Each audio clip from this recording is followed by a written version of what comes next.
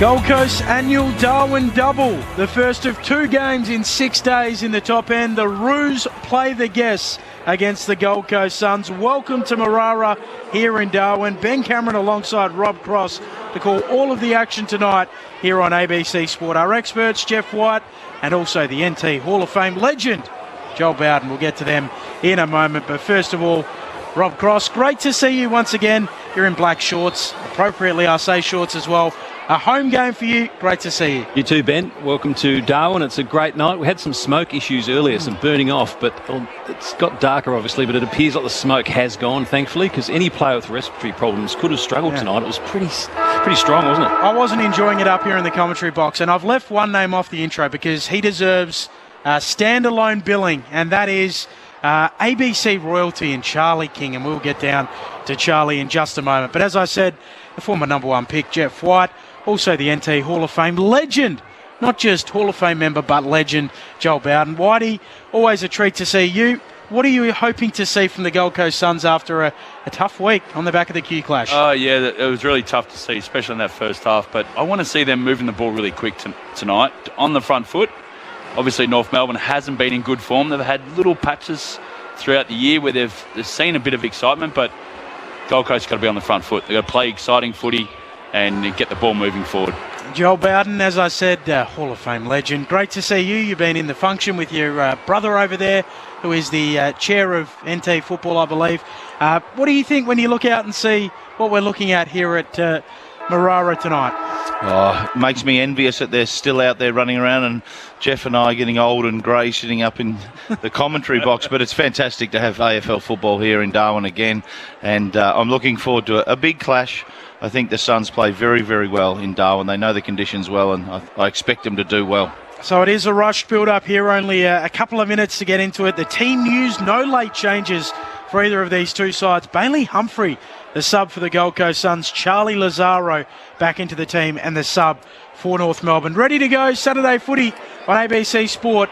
You're with Rob Cross. Sherry was up high, won the first tap over Witts. Comes back to Miller. Rowell on the outer side. Now to Jeffrey. His kick up towards half forward, inside attacking 50. Nice push and shove there. The mark's taken defensively by Comben. And he transfers play to Fisher, the former Blue. Marks at the top of the defensive goal square at the airport end here at Marara. Off to McDonald, and McDonald from 30 metres out from the goal he's defending. Kicks up towards the wing on the grandstand side. Larky's in front, one hand to it. Collins did very well and smashes it back towards centre half forward, straight to a North Melbourne player. Scott's about to be run down from behind, and let's know all about it. And a free kick, and they move it quickly. Play on was the decision, comes to Archer. Archer's little poking kick up towards half back, and the mark is taken by Drury. So Drury wants to come infield at half back for North Melbourne, turns it over. Lukosius bobs up and marks. High half forward for the Suns, looks into the pocket, looking for Walter. Comben there with him, sends it out, a player throwing to come, right forward pocket here for the Suns. There's that change they spoke about during the week, Lukosius going forward. What about the chase down from Berry though? That's what they love, the Suns, those small forwards, just their second and third efforts inside forward 50. Thrown in the forward pocket, umpire brings it back in. Sherry and Witts both miss it. Out the back it goes, onto it quickly, Phillips for North. Handball away to Fisher. Kick from the arc of defensive 50 up to the wing. Collins underneath it, brings it to ground, looks to follow up. Sexton there too.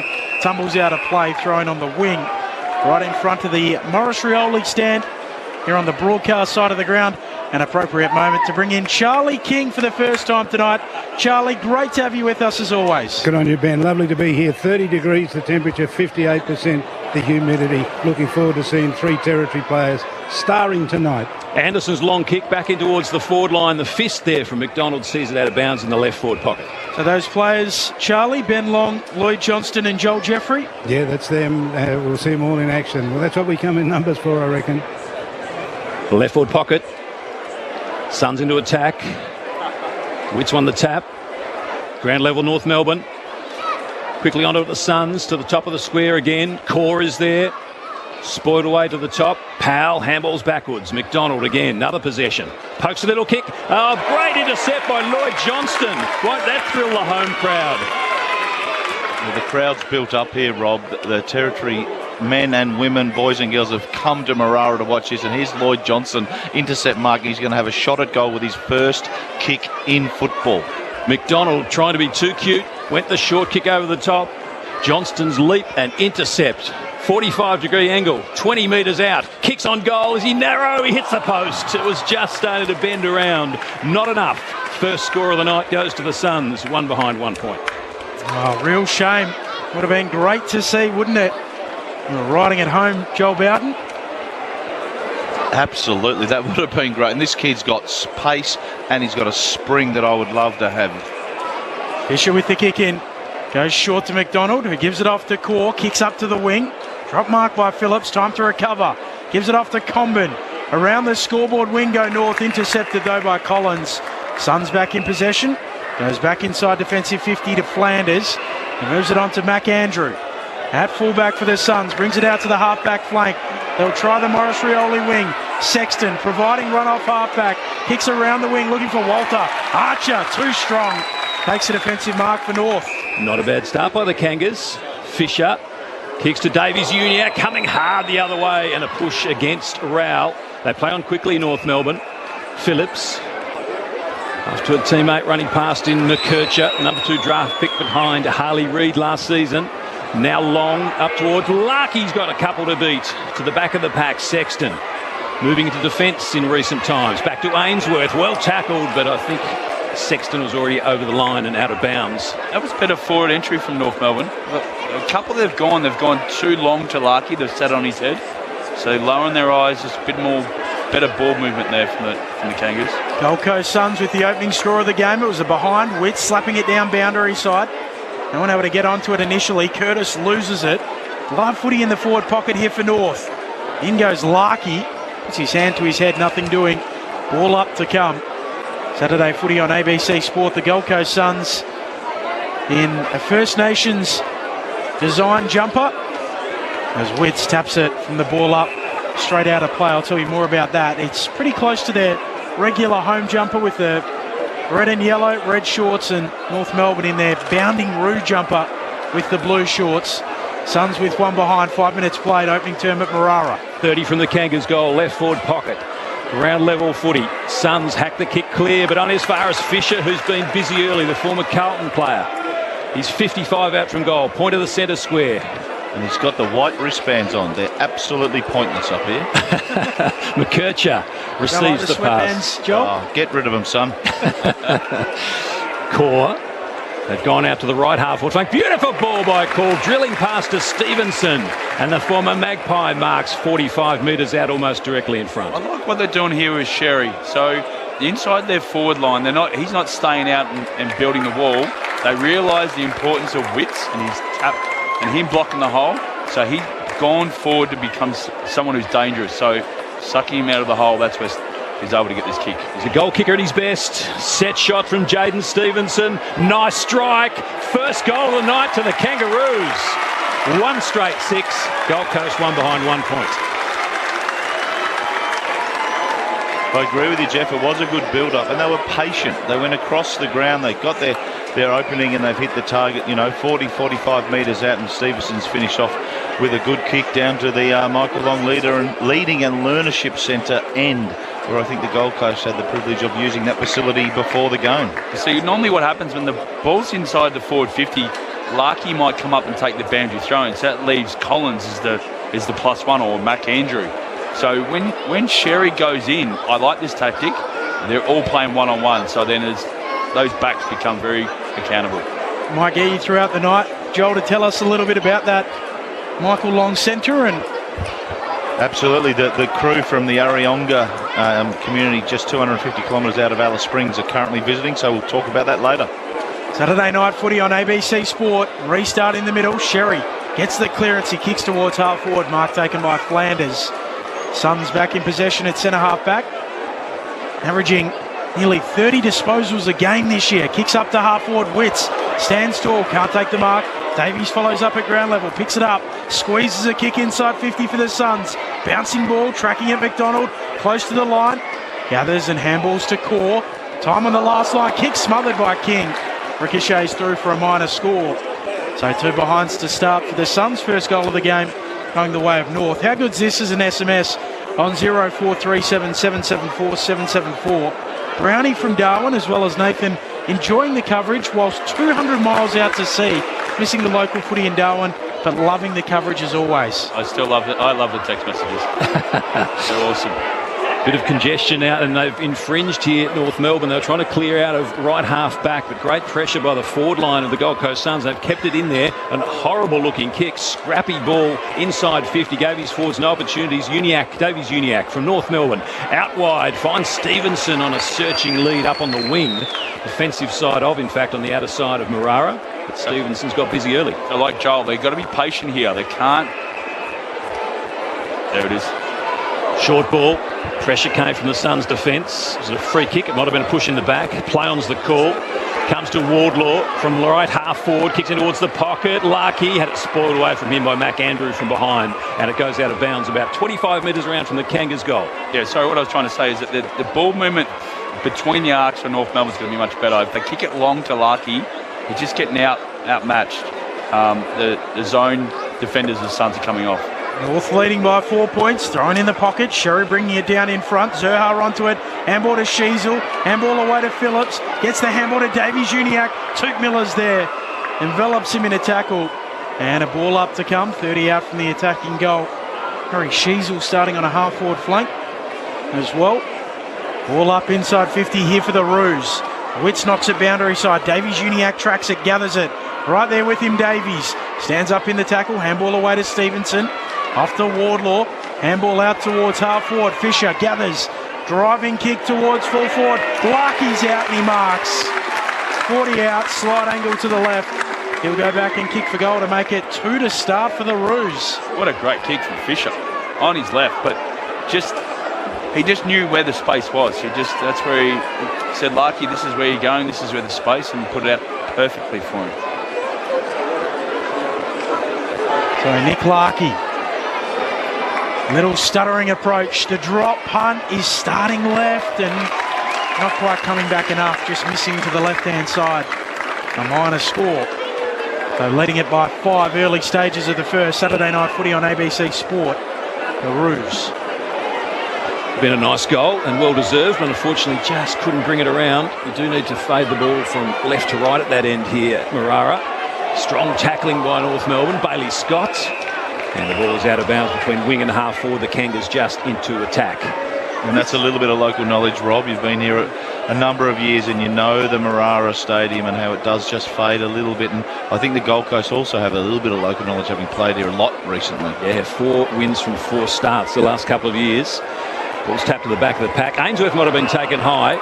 Play allowed to go on. Rowell's kick up towards half forward. Ben Long traps it. He's immediately tackled. Johnston again. Can he get it over the top? He had King on. Couldn't get it over to him though.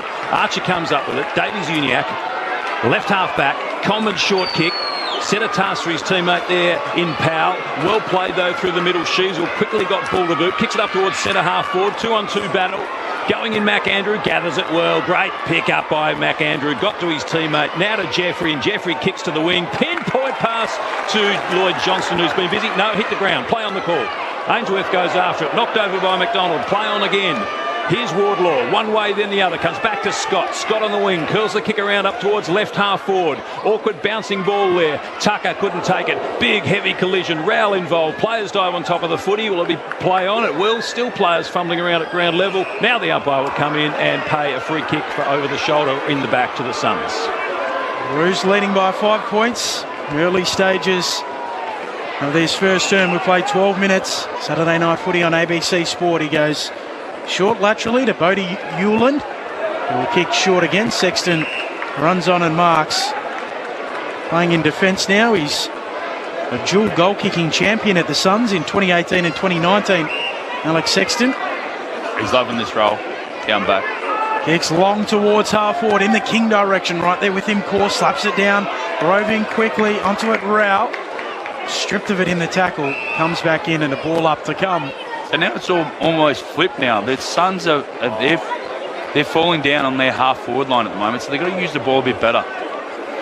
There's some high draft pick midfielders out here tonight. It's great watching it so far as Powell kicks the kick up towards half on one hand, and Mac Andrew just had Greenwood pushed under the footy and in much better body position. Still had to do it. I don't think it's quite as slippery as normal yet, Joel. It's still relatively dry out there for the players. So no, they don't look to be glistening just yet, all the players' arms. Rossi, don't steal Joel's line. Sorry. It does get slippery up here just into the second quarter, Rob. You'd love those shots during the week at North Melbourne training of the balls going to the detergent boxes and being rolled out to the players to handle. Thrown back into play. Sherry in front. Stumbles. No free kick. Took Miller. Well tackled. Rail. Throws to the umpire. Holding the ball. They're ferocious at the moment, North Melbourne. Tucker wins the free. They are. They're playing good footy. Tucker goes short to Davies Uniacke. Kicks to centre-half back and Sheasel juggles it. They want to complete the mark. Sends it out towards the scoreboard wing. Mark taken by Hardiman. Just shorts it to Liam Shields, the triple premiership hawk.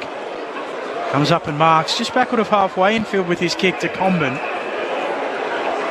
I like this patience with the ball. They're actually getting the Suns to push up and defend and using their petrol tickets in a way. Just they're getting them to defend and holding the ball and being patient. The Roos work it up to Stevenson on the centre line, wide out. He kicks for a leading Curtis, tumbling to ground. Saturday footy on ABC Sport. In Larrakia country up in Darwin. At Marara, driving ball from Curtis. Larkey launching, doesn't mark. Sheasel bursting through, gets the handball away. Quick shot on goal from Greenwood. It tumbles to the line and carried through, minor score. So the Kangaroos leading by a couple of points. It might not have gone through in the end. Yeah, I think the Suns come away with it. Yeah, I think it was a mark right on the line, Ben, as Davies Uniacke comes up with a footy at left half forward. He's 80 from goal. Centering kick back into the corridor, may not come off. Handball on the top, Lukosius was clever. Onto the bounce comes Miller. Oh, sloppy handball, but plenty of time. Oh, slipped, dropped the footy there was Rogers. Took Miller, tries to go in and get it. Gives it off beautifully to Holman. Back to Rogers from 30 metres out. Drills the goal. And the Suns get there first and take the lead by a point at the 14-minute mark of the first quarter. Yeah, they nearly botched that then, didn't they, Joel? They were fiddling around with it at centre-half forward, but good follow-up by little Jakey Rogers just to finish off on the run. But, they were out then. Yeah, it wasn't pretty, and I think, Rob, you called it, but it's actually got slippery early at the 15-minute mark of the first quarter.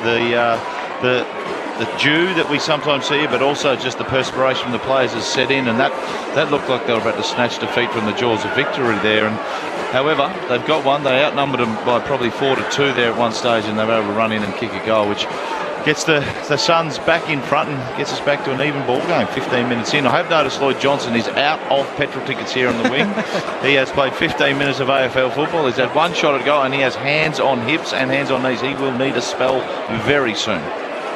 Come back to both you, Joel and Jeff, about that. Mac Andrew in the ruck, takes it out of the ruck, spins out of trouble. High kick towards full forward. Long can't take the mark, bounces off his chest. Miller gives it back to Long, half forward for the Suns. Floating a kick to full forward. Sheasel goes back, takes a defensive mark for the Roos. Looks like he's gone back now. A couple of times he's got a few intercept. So Gold Coast leading by a point. Clearing kick from Core out towards the scoreboard wing. Andrew out there. Gathers on the bounce. A wheel around onto the right. Driving ball. Looking for King. Getting back Comben. Defensive mark for North Melbourne. Want to find he's been down back this year. I think it was you, Jeff, that said to watch Mac Andrew tonight. He's starring, isn't he? Yeah. In front, Curtis through his fingertips. Shields, clever. Toe poke. Gained 20 metres up towards the wing. All formed, though, by Flanders for the Suns. Kicks to Sexton. And marks 80 from goal on the boundary line at right half forward. He plays on quickly. Steps around McKercher. Centering ball. King, third in line. King couldn't quite bring the mark to ground. At ground level, the Kangas there in numbers. Suns come in to lend some opposition. Walter on the left boot. The quick snap thuds into the right hand goal post for a behind only. Good skills by the big man to pick up the tumbling greasy ball. A behind only, 2 points to lead to the Suns. McDonald wants to bring it in quickly for the Roos. Ambles to the pocket, kicks as long as he can. Bodie Hewlin goes upstairs to punch it away. Onto it Hardiman for North. It's a handball, it comes back to him. Handball to Scott, off to Fisher, kicks around the boundary line. Good kick, diving mark by Zurha. Board of the wing on the Morris Rioli wing. Chips it over the top to Curtis. Half forward for North. Leading up Larkey. Sticky fingers. Holds the mark. 35 out. 45-degree angle in the left forward pocket. Jeez, I was watching his work rate there. Larkey's actually, he started in the ruck. Sherry's coming on now. He was in the centre of the ground, ran really hard forward, checked his opponent, and came at the ball. Just enormous work right there from Larky. All Australian. Last year he also kicked 9 goals against the Gold Coast Suns in what was round 24 last year. North Melbourne's only win in their last 29 games. The set shot here is out to the right. So he's missed left, he's missed right. A couple of blemishes to start. They trail by a point, North Melbourne, 18 minutes into the first. You mentioned Lloyd Johnston tonguing it. Joel Bowden, do you remember when you're on AFL debut just how fast it seemed? Oh, my AFL debut, I did not get out of tickets at all. I sat on the pine all day. Davies out on the outer side, on the wing. Sheasel comes up with it, hooks the kick back inside attacking 50 for North Melbourne. Larky flew high. Uland, Andrew, another possession. Sexton kicks out towards half-back. Holman's drifted up. One hand at it. Couldn't control the footy. Then soccers it. Gains 30 metres. Back into the middle of Marara. Fisher, strong tackle. Miller for the Suns. Oh, vacant man. It's King. He's all alone inside 50. Play on, son. Played on. He didn't. He's going to go back and take his kick. He could easily have run on. He had 10 or 15 metres on his opponent. And drifting down into the pocket. A teammate there. He's going to be ignored. Big Ben King will line up for goal. Somewhat indicative of the pressure that's in AFL football now, that if you get a chest mark 40 metres out, you go back and you have a set shot. You don't take the chances of possibly playing on. 22 goals for the season. One of the Star brothers, and not such a star and kick. That is out of bounds on the full in the right forward pocket. The margin remains 1 point at the 20-minute mark of the first quarter. Gold Coast 139, North 128. Short kick in from Fisher to the top of the defensive goal square and core, who moves it on to McDonald, right back pocket for North. Second generation route. He'll kick long up towards the wing in this Sherry direction, comes late and punches it out. Trying to come, clatters into poor old Joel Jeffrey, who gets up a little worse for wear and trudges off. Saturday night footy on ABC Sport. Ben Cameron, Rob Cross, Jeff White, Joel Bowden, and ABC royalty Charlie King down on the boundary. Umpire flings it in. Witts flicks it down in the direction of Rao. Davies goes in, handball errant. Picked off by Power for North. Up and under kick. Going up, Tucker can't take the mark. Spills to Davies. Free kick. A little push on it. It'll come back and go the way of North. They were trying to take the advantage. It'll come back. That was a fair contest then.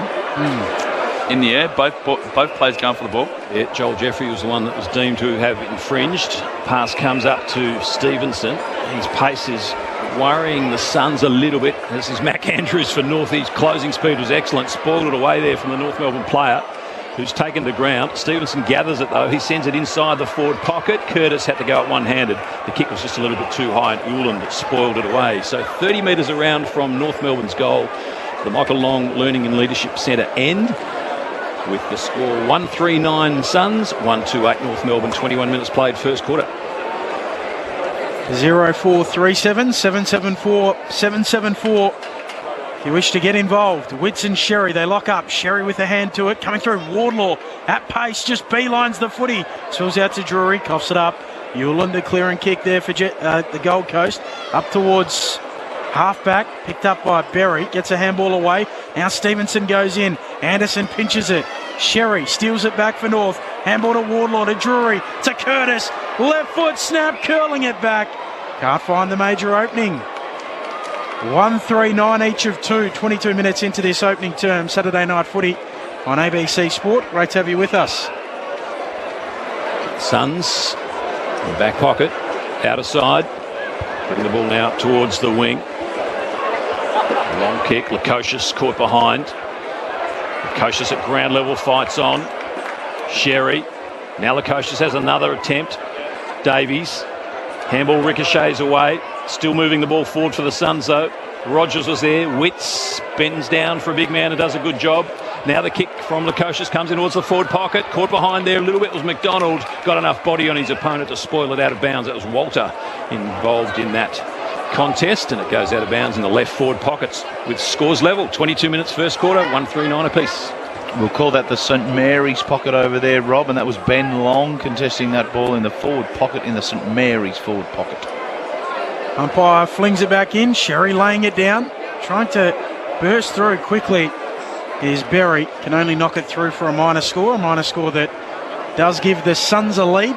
Maybe we can throw this to Charlie King. Who are some of the great players that have come from St Mary's over the years, Charlie? No, well, Benny Vagona, I always think of, and Morris Rioli, of course, they were great players for St Mary's. Terrible kick in there by North Melbourne. It's been turned over and the Suns have scored a goal. Yeah, I think it was Walter, was it, that kicked the goal? Closey.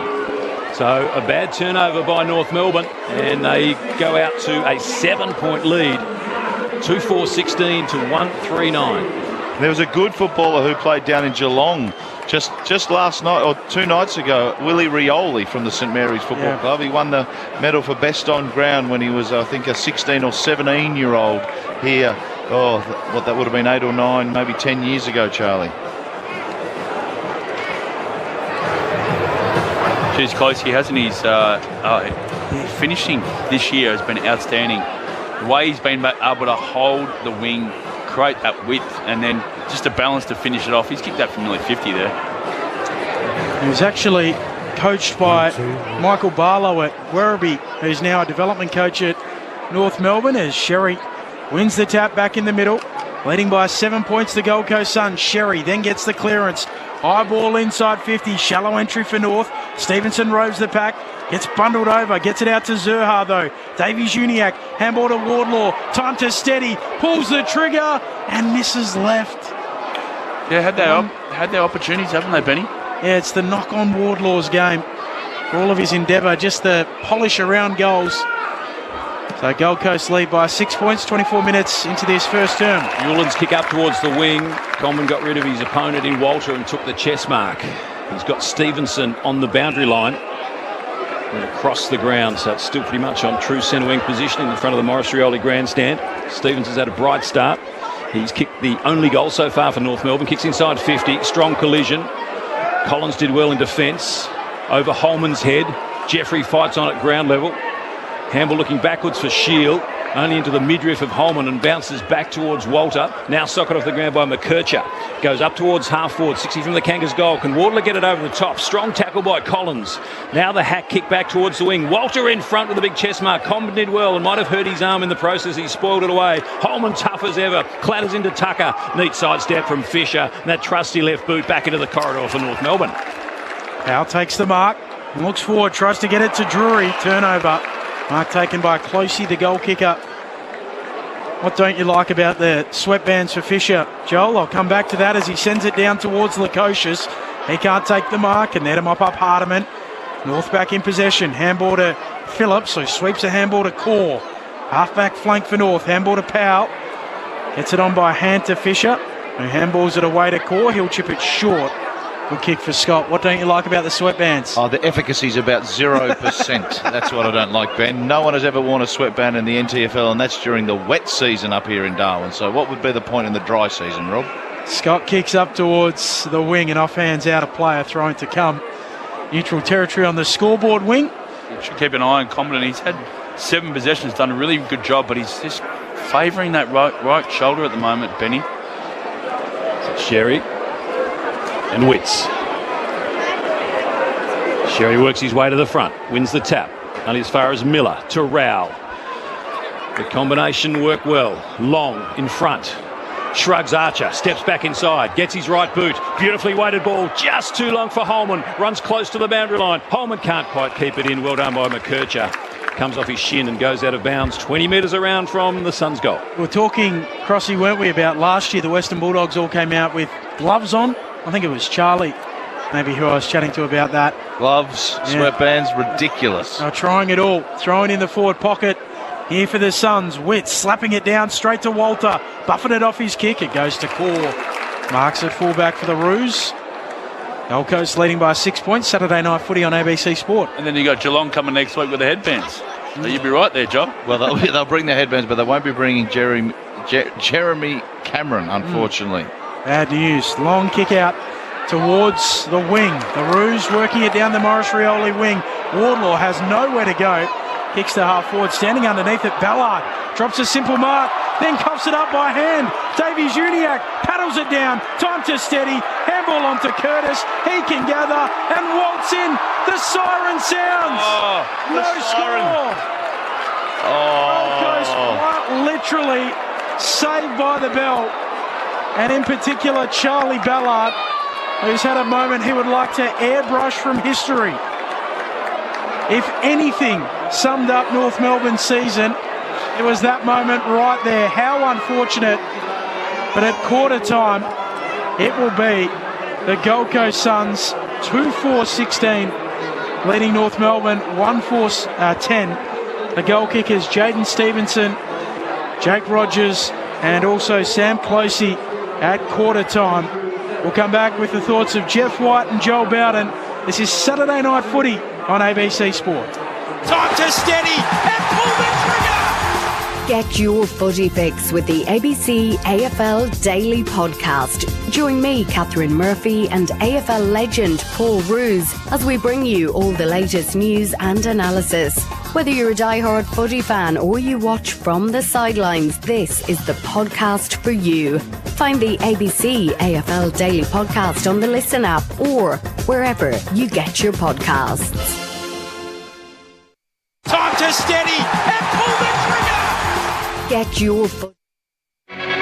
This is ABC Sports coverage of the 2024 AFL season. Every match on the ABC Listen app. Look for the AFL button. Round level footy. Suns hack the kick clear, but only as far as Fisher, who's been busy early, the former Carlton player. He's 55 out from goal, point of the centre square. He's got the white wristbands on. They're absolutely pointless up here. The goal kicker at his best. Set shot from Jaden Stevenson. Nice strike. First goal of the night to the Kangaroos.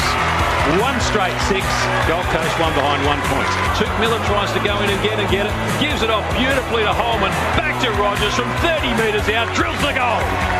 And the Suns get there first and take the lead by a point. Terrible kick in there by North Melbourne. It's been turned over and the Suns have scored a goal. Closey.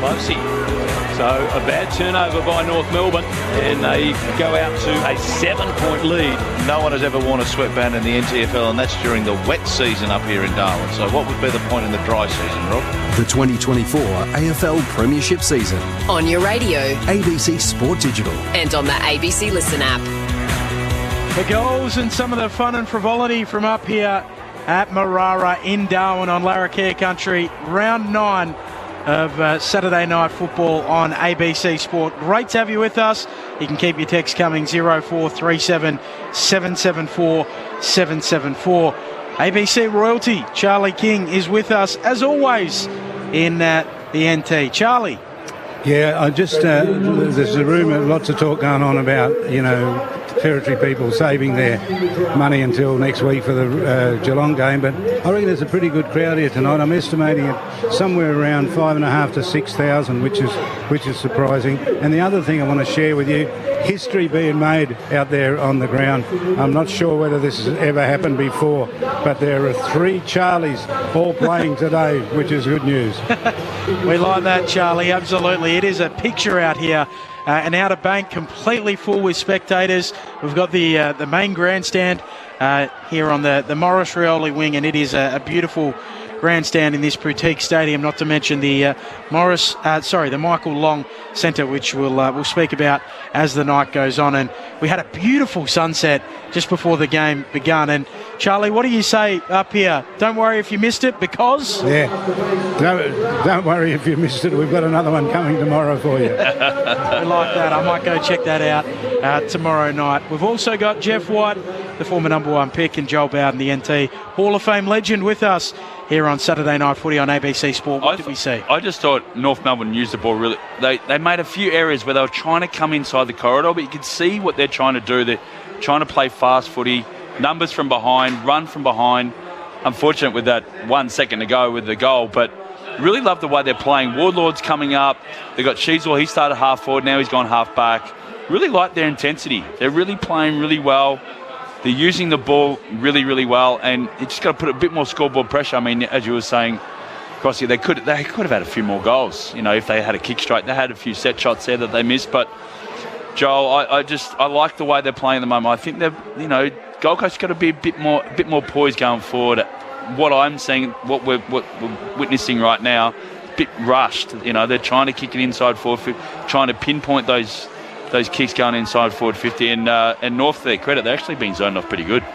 Yeah, North have defended well. I think they've been playing mostly one behind the ball and letting the Gold Coast do the same, whether that's their ruckman or not, which is in some respects meant that they had to be a little bit more patient going forward. So we saw that earlier in the quarter.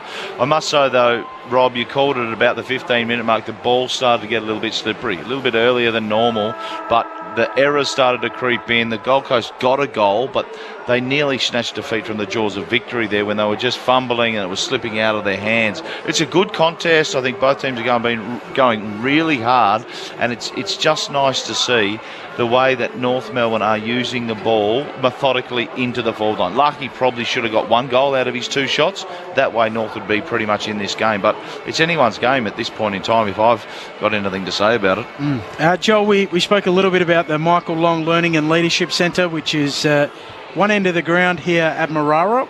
What happens? What does that centre do for the community? Yeah, so it's going for about 10 years now. Groups from outer Indigenous communities will come into the centre for a week or so to spend time doing life skills, doing education, getting around Darwin. And for a lot of these kids who live, for instance, the group that's here from Arayonga, they live 250 kilometres outside Alice Springs. They may have never been to Darwin before. So they're coming up to Darwin in a group, an organised education setting, but also learning about the big city, because, some Aboriginal communities like Arayonga maybe only got 200 or 300 people living there. Great to have you with us here on Saturday Night Footy on ABC Sport. The voice of Joel Bowden there. Jeff White with us as well. Rob Cross and Ben Cameron calling the action. And Charlie King as well. Second quarter underway. Davies extracts it. Picks it up off the deck. Kicks inside 50. Lukosius swoops on it. His kick is shocker. Straight up and down.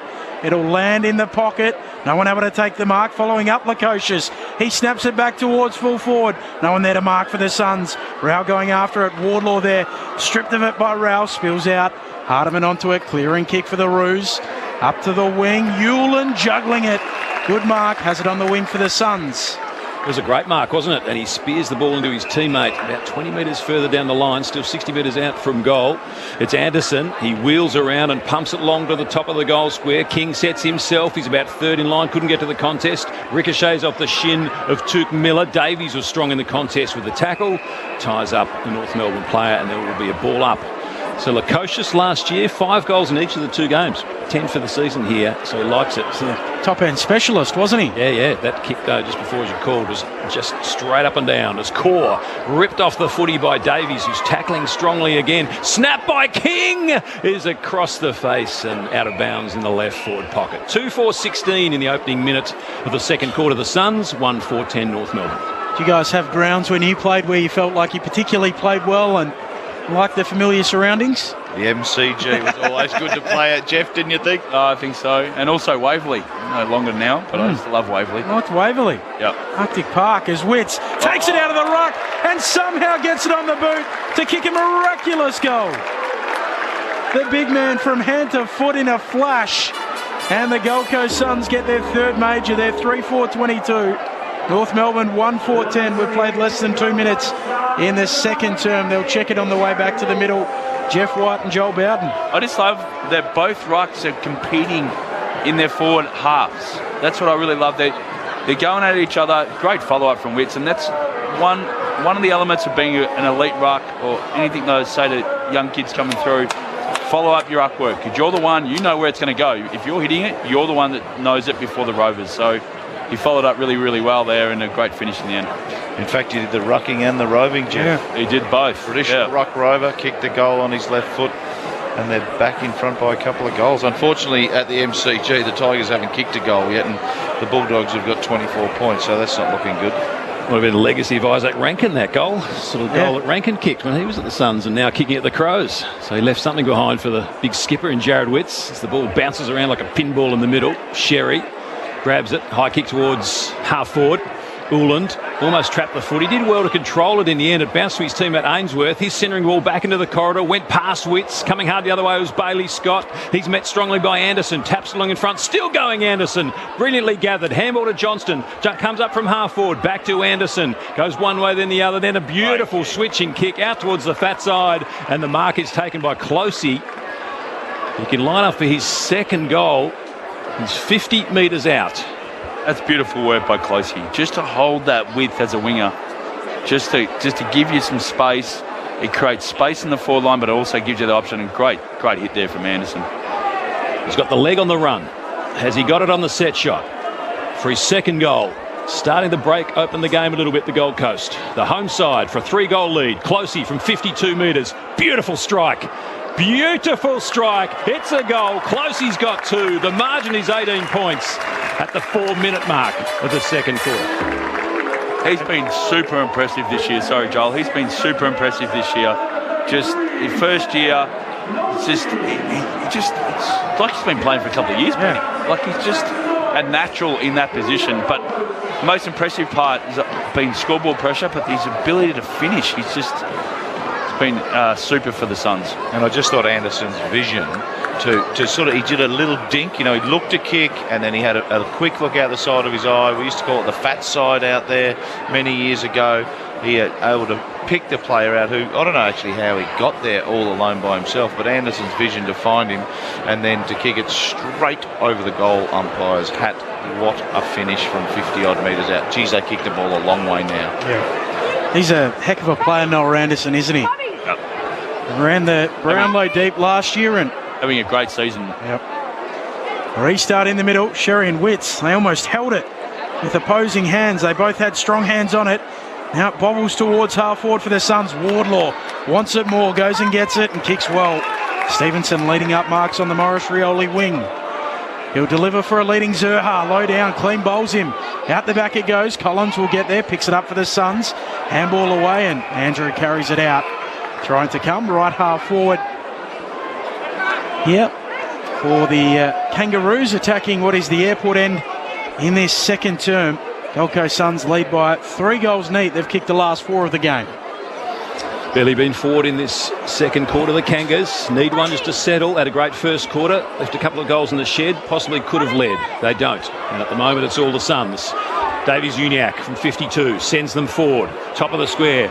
Big fly from behind the spoil. Was pretty good by Larky to bring it down to his crummers. No one was there. Uland was there first. Socket off the ground by Wardlaw.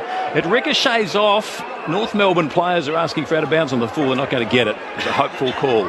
And it'll be a boundary throw in the right forward pocket. A couple of metres around from the behind post. With North deep into attack. But trailing by 18 points after a bright start. They're just fading a little bit. They'd love one here. Who's good from the stoppage? Sherry works his way to the front. It could be Zerha, but he's immediately brought to ground in a 2-person tackle and holding the footy. Mac Andrew will win the free kick at the top of the defensive goal square. They just waited for him, didn't they? They knew he was coming through and they just waited for him to come. Got the ball and... Working it out of defensive 50 now. The Gold Coast Suns. Yulin a handball away to Sexton. Clever little handball around the boundary line to Closey, who drives it long forward of the wing through the hands of King. Hardiman there with him, mopping up core half-back flank for the Roos. Feeds a handball backwards to Fisher, handball to Hardiman, who wants the boundary line and carries it out. Peters sent us a text. He says, I was privileged enough to see both Benny Vigona and Morris Rioli as a kid when they played for South Fremantle, not to mention Basil Campbell and Stephen Michael. I was so lucky. I grew up in Perth and you hear about those names all the time. There was Russell Jeffrey as well, Ben, and his son's out there tonight playing. He was a champion of the Northern Territory. Just didn't play for St Mary's, unfortunately. From the throw, and it's socket forward for North, picked up by Curtis. His kick knocked down by Andrew. Bouncing ball for Stevenson. Centre half forward for the Roos. Loops a handball to Curtis. Onto Larky. Runs into Johnston. Handball to Sheasel. Handball off to Shields. Snap on goal. Hits the post at the very top. Nicks it off the goalpost. Not to be. 17 points the Suns lead. The kick in is chopped off by Shields. A desperate effort, and that's why they've gone and got him. Well, a pretty good effort, wasn't it, to have the shot on goal and then bounce up in the next passage of play as well. He forced the ball out of bounds in the right forward pocket. Airport end, North into attack. They've settled a little bit. Sherry, taken by Uland. And he's the extra at that contest. They've got Fisher here at the extra in the back line with his wristbands still on. Berry was a good spoil. North Melbourne through McKercher, the Tasmanian. Number 2 draft pick to Scott. Scott's kick for North Melbourne. Back inside 50. Curtis sets himself and then elects not to fly. The bounce might favour Wardlaw. That's his teammate to run onto it here. In Powell, stabbing balls. Pretty good to Lucky. Great kick. Just held the ball. He had a couple of targets. And Lucky was the one that ran onto the footy 30 metres out directly in front. He's missed 2 already at the other end. He needs to kick this one for the Kangas. It's lovely to have that lower their eyes then. They could have easily bombed it because of the pressure that was mounting, but great kick. 17 for the year so far, Nick Larkey. The big year last year. He comes in, he's normally pretty reliable, and he's got that one. Larkey has 1 goal, 2 for the night, and he closes the margin to 11 points at the 9-minute mark of the second quarter. They worked it really well there, North. They had in their front half, they just kept that repeat entry. Joel, you get that repeat entry and it just wears down the opponent. Then you start finding the gaps, and that's what they were able to do just then. Yeah, and interestingly, the tactic of having an extra for the Gold Coast Suns at that stoppage, the ball came out, but Fisher was able to mopped it up with his wristbands, but then they lowered their eyes and were able to get it in and got it closer to the goal. So instead of having a shot from 40 out, they're able to have a shot from 30 out. You reckon we can get Charlie to get the wristbands after the game to give them to Joel? When's your birthday, Joel? Tonight.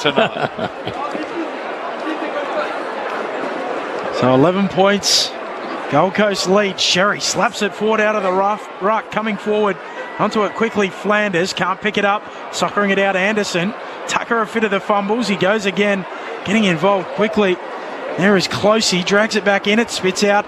Davies there for the Suns, handball to Flanders, handball to Sexton, sweeping handball forward to Berry with running room. He'll send it to full forward, looking for Walter. Goes up, doesn't quite bring it down. Fisher in the sweatbands, mops it up, kicks short to Phillips, and the Roos under pressure though, high free kick. It'll come back, Phillips will get it.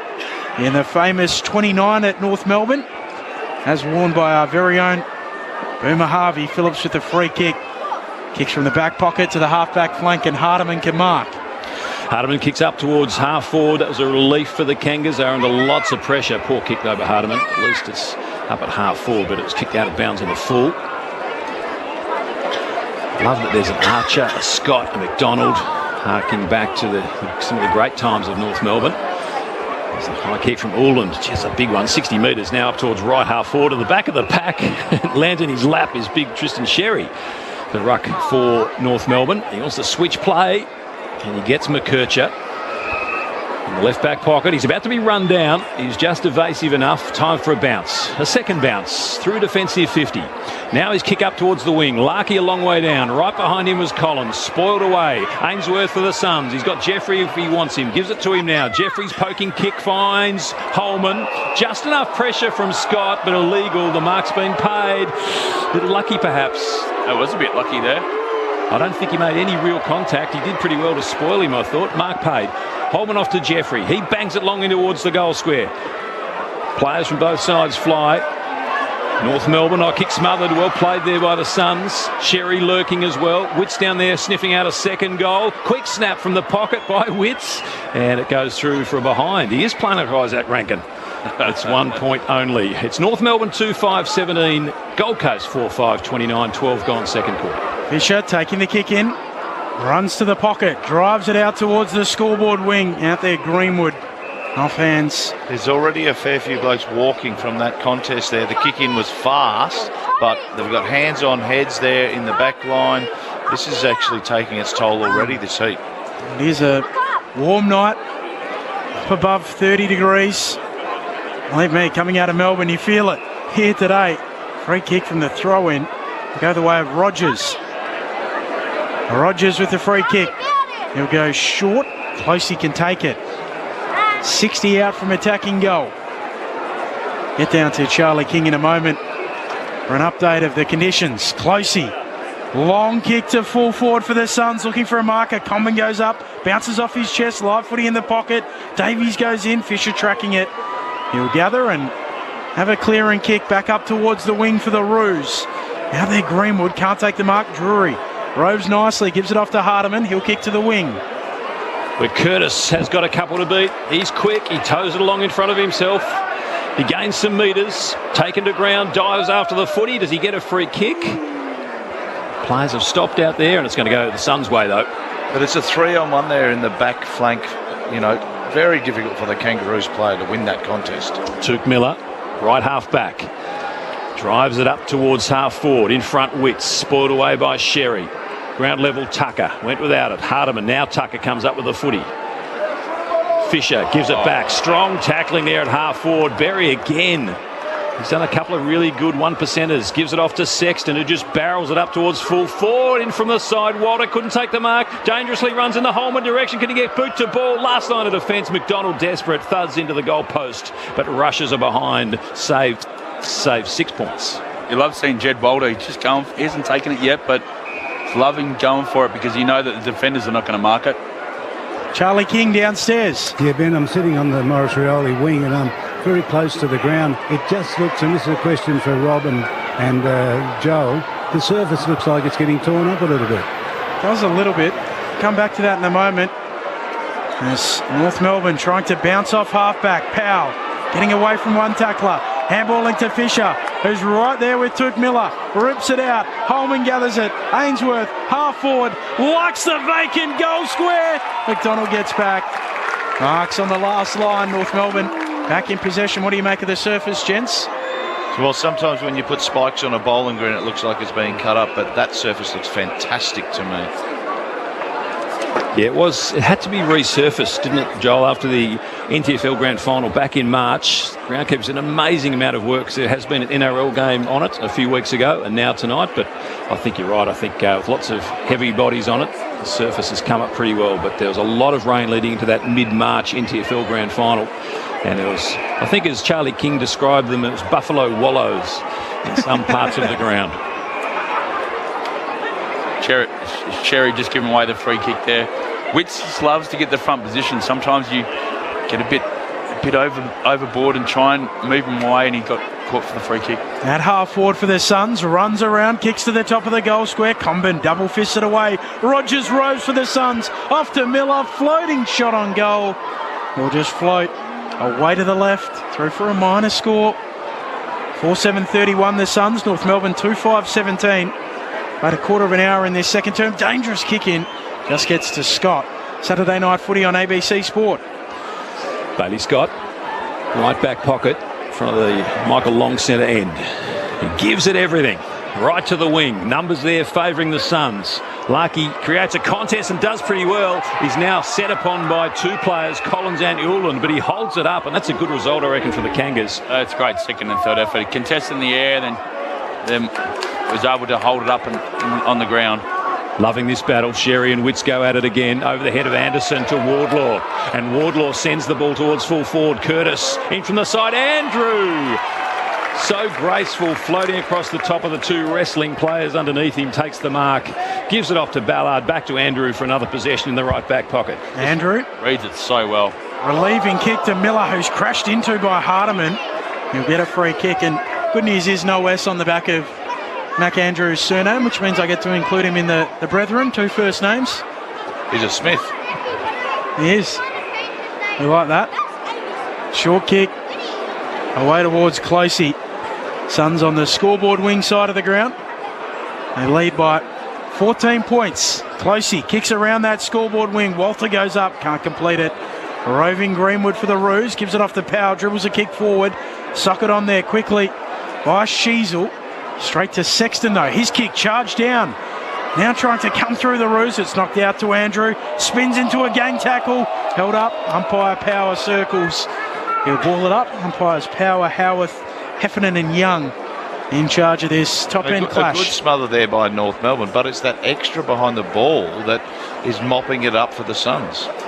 So some inaccurate kicking by both sides. 4-7 plays, 2-5. 17 and a half minutes gone. North Melbourne through Sheasel. High kick. Zerha worked his way to the front. Big spoil from behind. Clever play by Ulan to spin out of the tackle and drill the pass 20 metres down the line to Took Miller. Miller at right half-back, looks around, eyes darting, then kicks long up towards half-forward. Walter again, 2 to beat. Cleared a path from behind him though. Long goes after it. Well trapped, handball over the top, Suns a chance from 50. Centering kick, King there. King's got 2 to beat, goes up. North Melbourne through core. Flying tackle almost there was laid. Now it comes back to brilliant handball from Johnston and King from point blank range. Top of the goal square, kicks it across the face for a behind only. 4-8-32 the Suns. 2-5-17 North Melbourne. He hasn't got any stats yet, but Jed Walter, I know that Hardwick's going to mention him at halftime. It's just commitment. He's not getting outmarked. It's just his second and third efforts have been unbelievable in the forward half. Well, Tucker drops the kick in from Fisher. Time to recover his kick to the wing. Bounces on its point, tumbles out alongside the interchange gates on the Morris Rioli wing. Saturday night footy on ABC Sport. 0437 774 774. Let us know where and how you're listening. Lukosius in the ruck opposed to Greenwood. Brings it down for Rao. He can't pick it up. North can. Through Fisher. Off to Sheasel. Floating kick to half forward. Zerha marks. Quick U-turn. Dribbles his kick inside 50. A shocker. Stubbed his toe and there to mop up. Collins for the Suns and they bounce off half-back. Jeffrey with the kick to a leading Lukosius between half-back and the wing. So Lukosius, who's moved forward tonight, is at half-back. Just trying to create something for the Suns. They're struggling to kick goals at the Michael Long centre end this quarter, as North Melbourne did in the first quarter. And their margin's gone out to 15 points, but could have been a bit more. They're 4-8-32. North Melbourne doing well to hang on at the moment. Almost 20 minutes gone, second quarter. It's getting greasier and harder to control the footy. Interesting, isn't it? Greenwood versus Lukosius in the ruck. So former Sun up against Lukosius. Goes forward to the pack, favouring the Suns. Comes back here dangerously to Flanders. He pokes a little kick in towards full forward. The wrestle's on there. Walter, the strong body. McDonald close to the boundary line. Clever slap back. Oh, Hardiman, the tackle slipped. Comes back. Can Davies-Uniacke lay the tackle? Now a chance. Davies, a quick snap. As opposed to Davies-Uniacke. Davies of the Gold Coast. And he's through for a behind as well. 4-9-33 now to 2-5-17. 20 minutes gone. Second quarter. It's a blood rule, I think. Might be Aiden Core, I think. Number 4, had a bit of claret on his schnoz there. Darcy Tucker's coming from the ground, but it's not under the blood rule. You're right. Shouldn't have doubted you. Aiden Core with a little bit of blood. Jeff White, Joel Bowden, Rob Cross, myself, Ben Cameron, and Charlie King calling all of the action on our Saturday night here on ABC Sport. Round 9 from Marara. 16 points to the good. Another Gold Coast Suns. Damien Hardwick in the spirit too. Up here in the top end. Shorts on today, no slacks. No need for slacks up here. Dimmer knows the conditions well. And I asked Crossy that before we started. Yep. Own any pants? No slacks in the commentary box today either. Yep. Well, and Ben, I've dressed up. I put sneakers on because I thought that was appropriate. Normally you wear your thongs, your flip-flops. Fisher taking the kick in for the Roos. Goes long. Andrew flying high. Can't quite complete the chest mark. Coming through Johnston for the Suns. Loses it. Slippery footy. Johnston goes in again. Davies somehow shovels out a handball. Andrew leaves it behind. Wardlaw desperate. Toe pokes it out. All of this on the logo on the wing. Socket on by Lukosius. Met there by Scott. He loses it. Berry worries him out of it. Davies goes in again. Spins out of trouble. Into another tackle. Lukosius gets rid of the handball. Powell at half-back for the Roos. Thumps a kick to half-forward. Only as far as Andrew, who waited under it a long time, with Zerha coming bearing down on him, but Andrew stood and took the mark. I really like in Davies' game, Jeff. Hasn't a lot of possession, but he throws himself into every contest. Yeah, he's been good in the centre. I like that I put him in the centre too. And he's going to take a mark here. Yes, no, not paid. I think it was a push. So Davies had to wait under it a long time. McKercher came late, knocked it out of his grasp, but he's been paid the push. Oh, horrible handball at the feet of Miller, who was sliding by. Rouse good enough to make up for it. Gives it to Anderson. Anderson from 40 metres, almost a standing start. That is a brilliant, brilliant goal.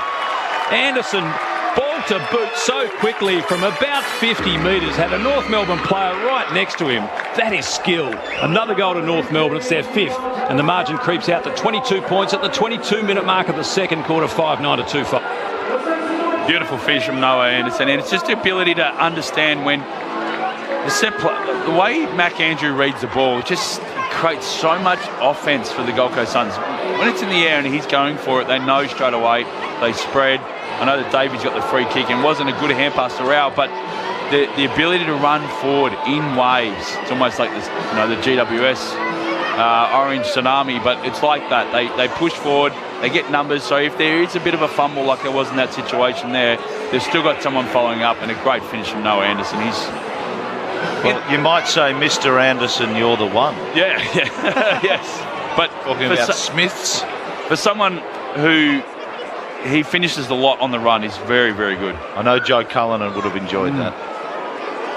Restart in the middle. Rao fighting after it. Gets a handball out to Davies, who will send it out to Closey, who will kick short, or Hewland rather, towards Closey at half forward. Can't mark. McKercher onto it. He'll kick into the middle of the ground, trying to find Flanders. Greenwood breaks it up. Roos back in possession. Powell gets rid of it. Davies-Uniacke chips the ball out towards Drury. He can't take the mark. Andrew gets involved, picks it up. Stolen by Sheasel. In one motion off to Drury. Floats a kick to full forward. No mark taken down there. And left to mop up is Joel Jeffrey. Evades a couple. Little 1-2 with Collins. And now a long kick up to the wing. See, there's some good skill in that passage of play. Just little tap-ons in the wet, slippery conditions. As Johnston, North Melbourne player, got away from him and drills the ball to Wardlaw. Inside the centre square, almost at centre half forward. He's 70 out from goal. Low pass, will it carry through fingertips? At the back, the Suns, Ballard to Jeffrey, one-handed. Can he keep it in? It's still in. No, in fact, it's Closey again. It was kept in. Crowd not happy. Flanders has a bounce, comes back to him, gives to Miller. Miller stalls momentarily. Clever handball back to Flanders. He kicks it up towards inside 50. North Melbourne first to the footy, though. Elected not to take it. Walter bearing down. Comben kicks it in mid-air. It could hurt them, though. Comes back to Holman. In towards the pocket. Here's Walter's chance. Marks on his chest all alone. He's been competing like a beast all game. Finally has some space. 40 metres out. Tight on the boundary line. Left forward pocket. And this is what happens. You compete. Then all of a sudden, like I was saying to you at the start, Cross, you get these kicks. You get these free kicks inside forward 50 because your work rate's there. Deserves a goal for a 28-point lead to the Kangas. It's blowing out.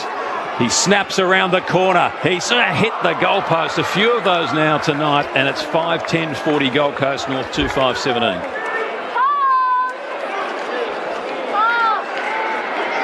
Fisher to take the kick in. Paul's listening to the broadcast in Catherine, the home of the $1 million Barra.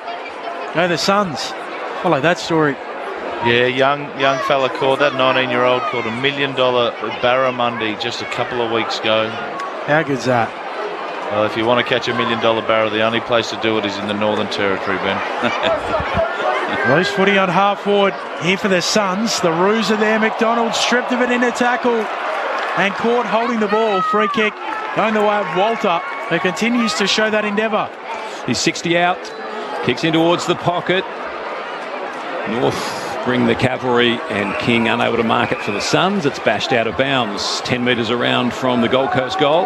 Their pressure has lifted this quarter, the Suns. It shows on the scoreboard, obviously, but just across the ground, their intensity and when it's hit the ground too, their ability to get the ball and work for each other has been outstanding.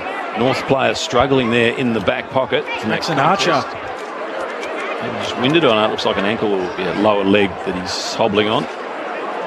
He's out of the field of play, so the umpires are trying to work out whether to restart. There's a couple of trainers now come around and help him off the ground either side. Hopefully he's all right, Jackson Archer. We'll know he'll be tough because... Looks like he's in a bit of pain, isn't he? Yeah. DNA doesn't lie. The son of the shin boner of the century.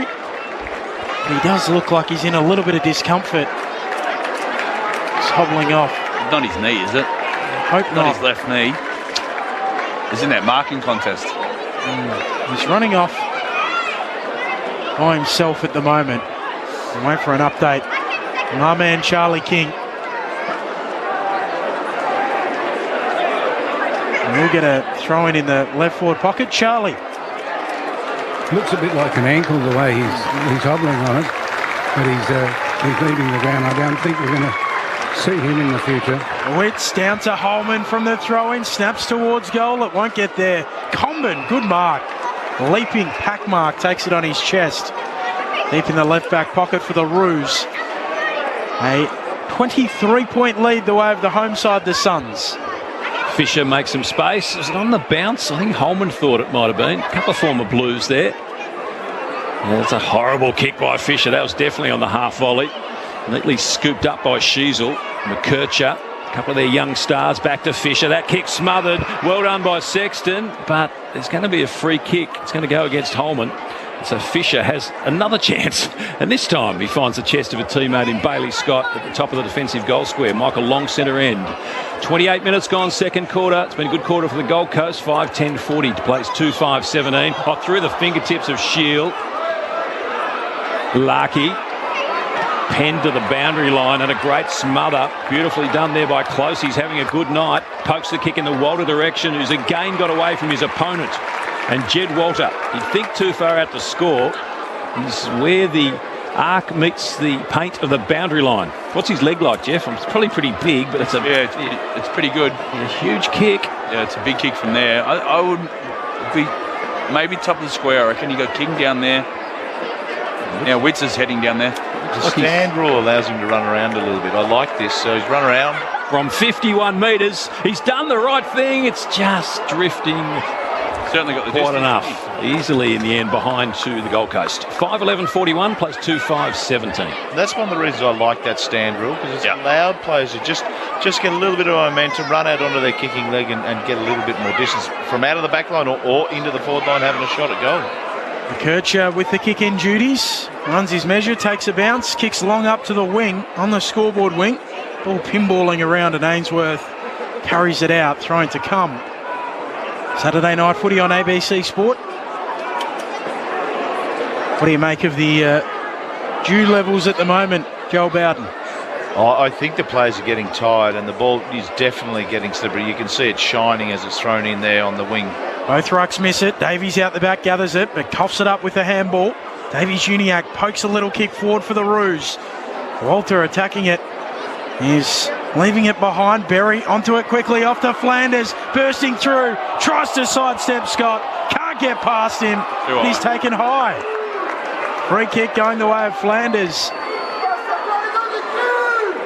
We were just talking about how slippery the ball was. How was the take by Flanders? He was going past a million miles an hour. And it'll come behind his head. Yeah, it's incredible. You only need one hand, obviously, in these conditions, Mr. Flanders. 24 points is the Suns' lead. That's their rush. That's the pressure that they've been able to hold it in their forward line this quarter, their forward half, the Suns.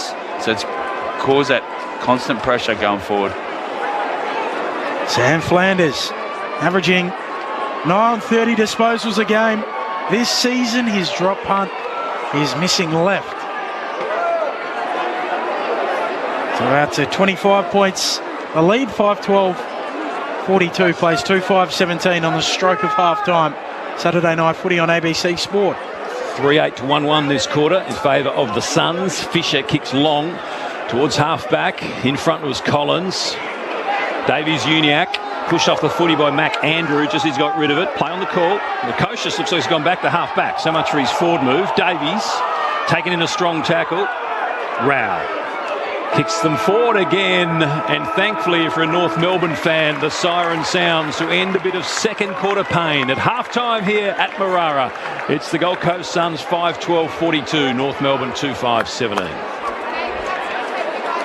So the goal kickers for the Gold Coast Suns, Closey with a couple, Rogers, Witts and Anderson, while for North Melbourne, Stevenson and Larkey are their only goal kickers. As Crossy mentioned, 5-12-42 plays 2-5-17. The Gold Coast Suns lead the Kangaroos at half-time. Our experts, Jeff White, the former number one pick, former Dan Docker, and Joel Bowden.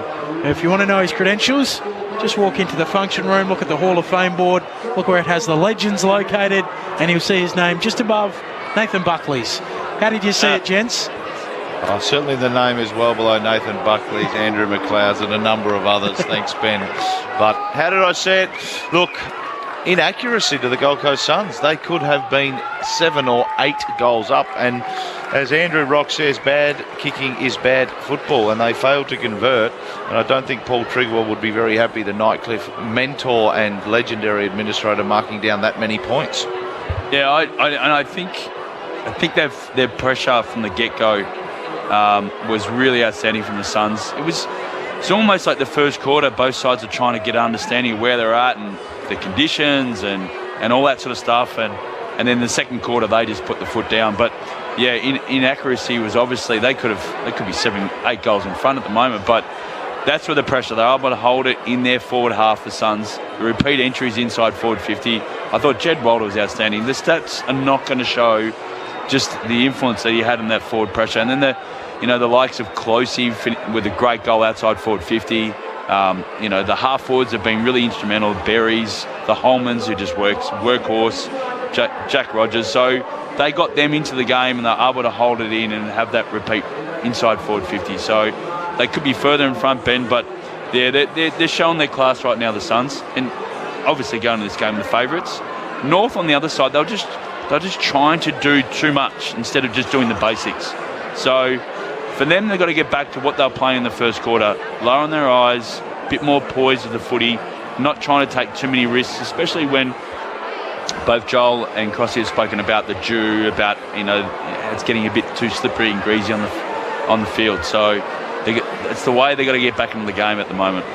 And early in the game, they were patient. There has been one behind the ball for either team, which means you should be able to get control of the ball and find that free man. We see the changing nature of AFL football in the last 10 or 15 years is that positional play, where the teams will reposition yourself across the ground, they'll come back, and if you have got a spare, you can do that, and you can just show a little bit of patience. We saw North lower their eyes and get a shot on goal with Larky. They needed to do that a little bit more, because at times they were banging it in there. They were playing territory football, that just simply getting territory, but they weren't able to convert, and the Suns just mopped it up. They weren't wearing any wristbands, they were just popping it up and getting it out of their defence. And I think Mac Andrew was superior in that second quarter. Just the ability to cut him off, intercept marks, and link up in his possession, because he uses the ball really, really well. So just played into, he just played into their hands with North Melbourne not being able to really kick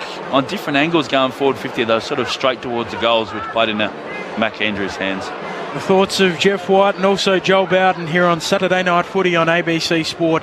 Round night from the top end up here in Marara. Great to have you with us. The Gold Coast Suns 5-12-42 leading North Melbourne 2-5-17. So 25 points at half time. The Gold Coast Suns, when they've led at half time this year, they've won. When they've trailed, they've lost. So they've generally started as they've continued throughout the match. For what it's worth as well, North Melbourne, every time they've trailed this year, they've lost. They are zipping 8. So it's kind of self-explanatory. The Oz Kickers are out there having a little bit of a run around, which we love to see. We've got the North Melbourne and Gold Coast match in front of us, and then just the plain red and black, as is standard for the Oz Kickers, having a go as well. Plenty more to come. We're going to speak about the merits of a 20th AFL licence up here in the NT and what that would look like after the news as well. So plenty to look forward to. It's a warm night. It's footy from the top end, the first game of the top end two-step, as we call it, with a game to come on Thursday night between the Suns and Geelong. It is Saturday Night Footy on ABC Sport. Suns leading by 25. Time for us to pause and get the latest from the ABC newsroom.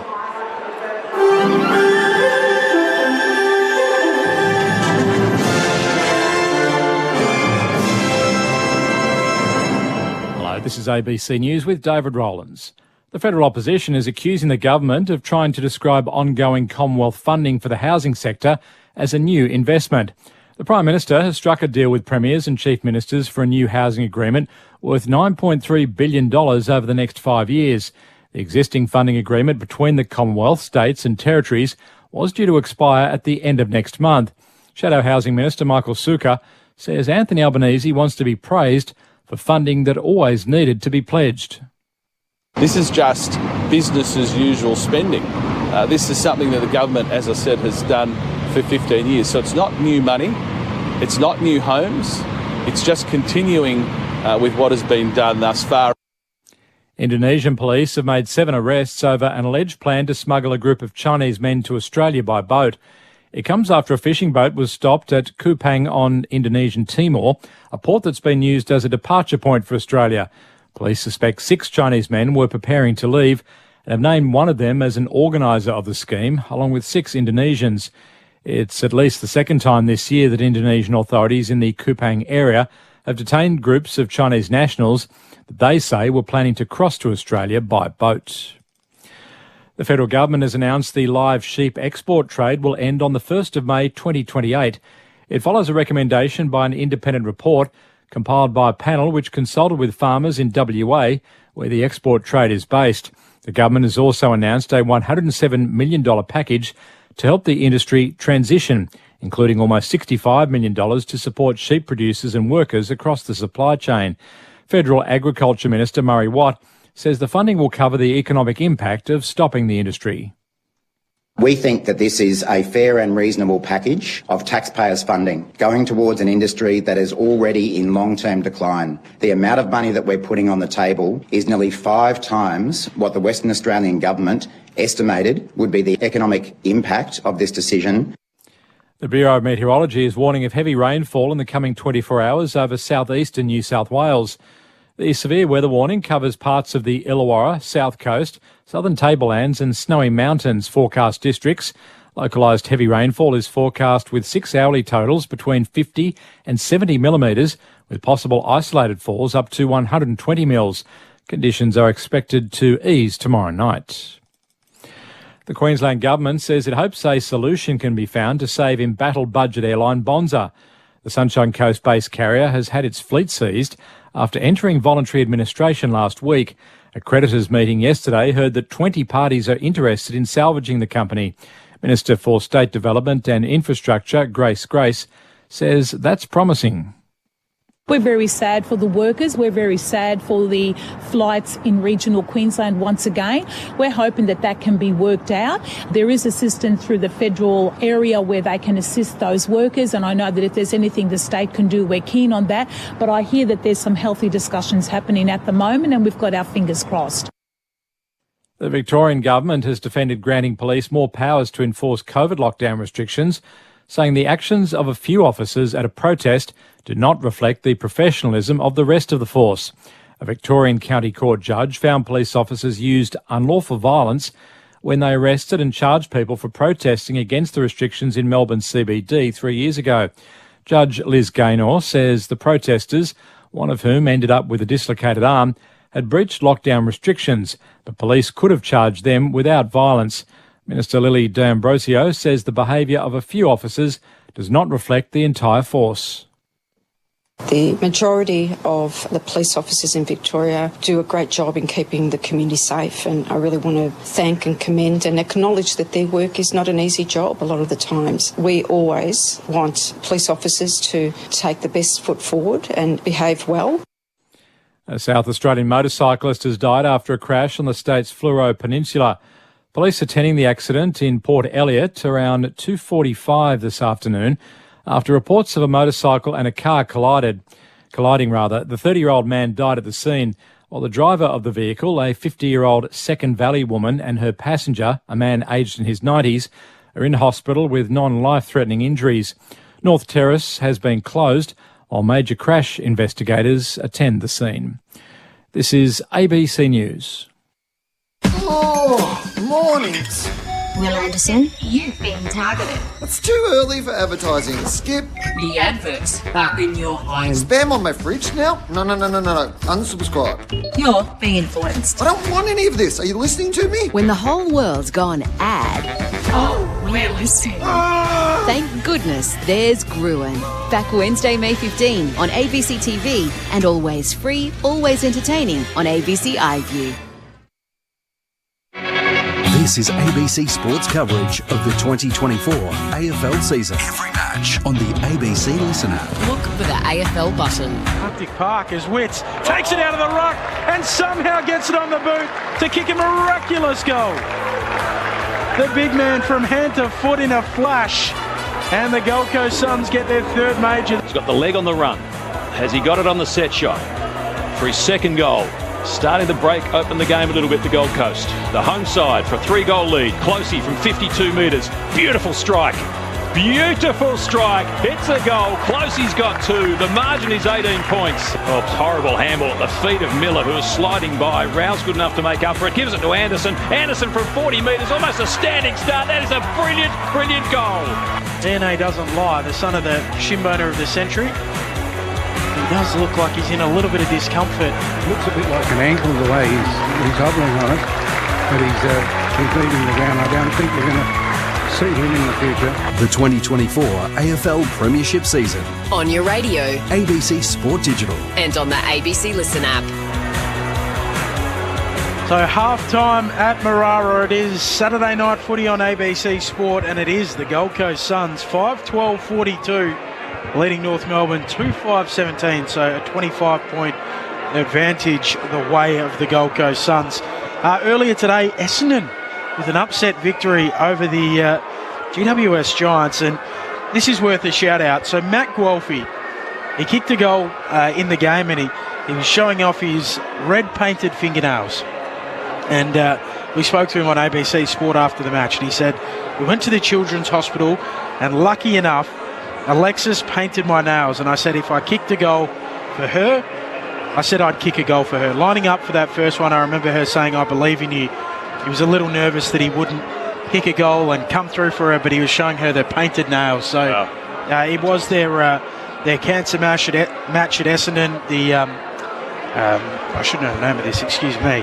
They've got the little gold trim on the sleeve. So that's right. Yep. Which our own Adam Ramanauskas is such a big part of. So well done to Essendon, well done to Matt Guelphy, and that's a beautiful moment in the power of sport, isn't it?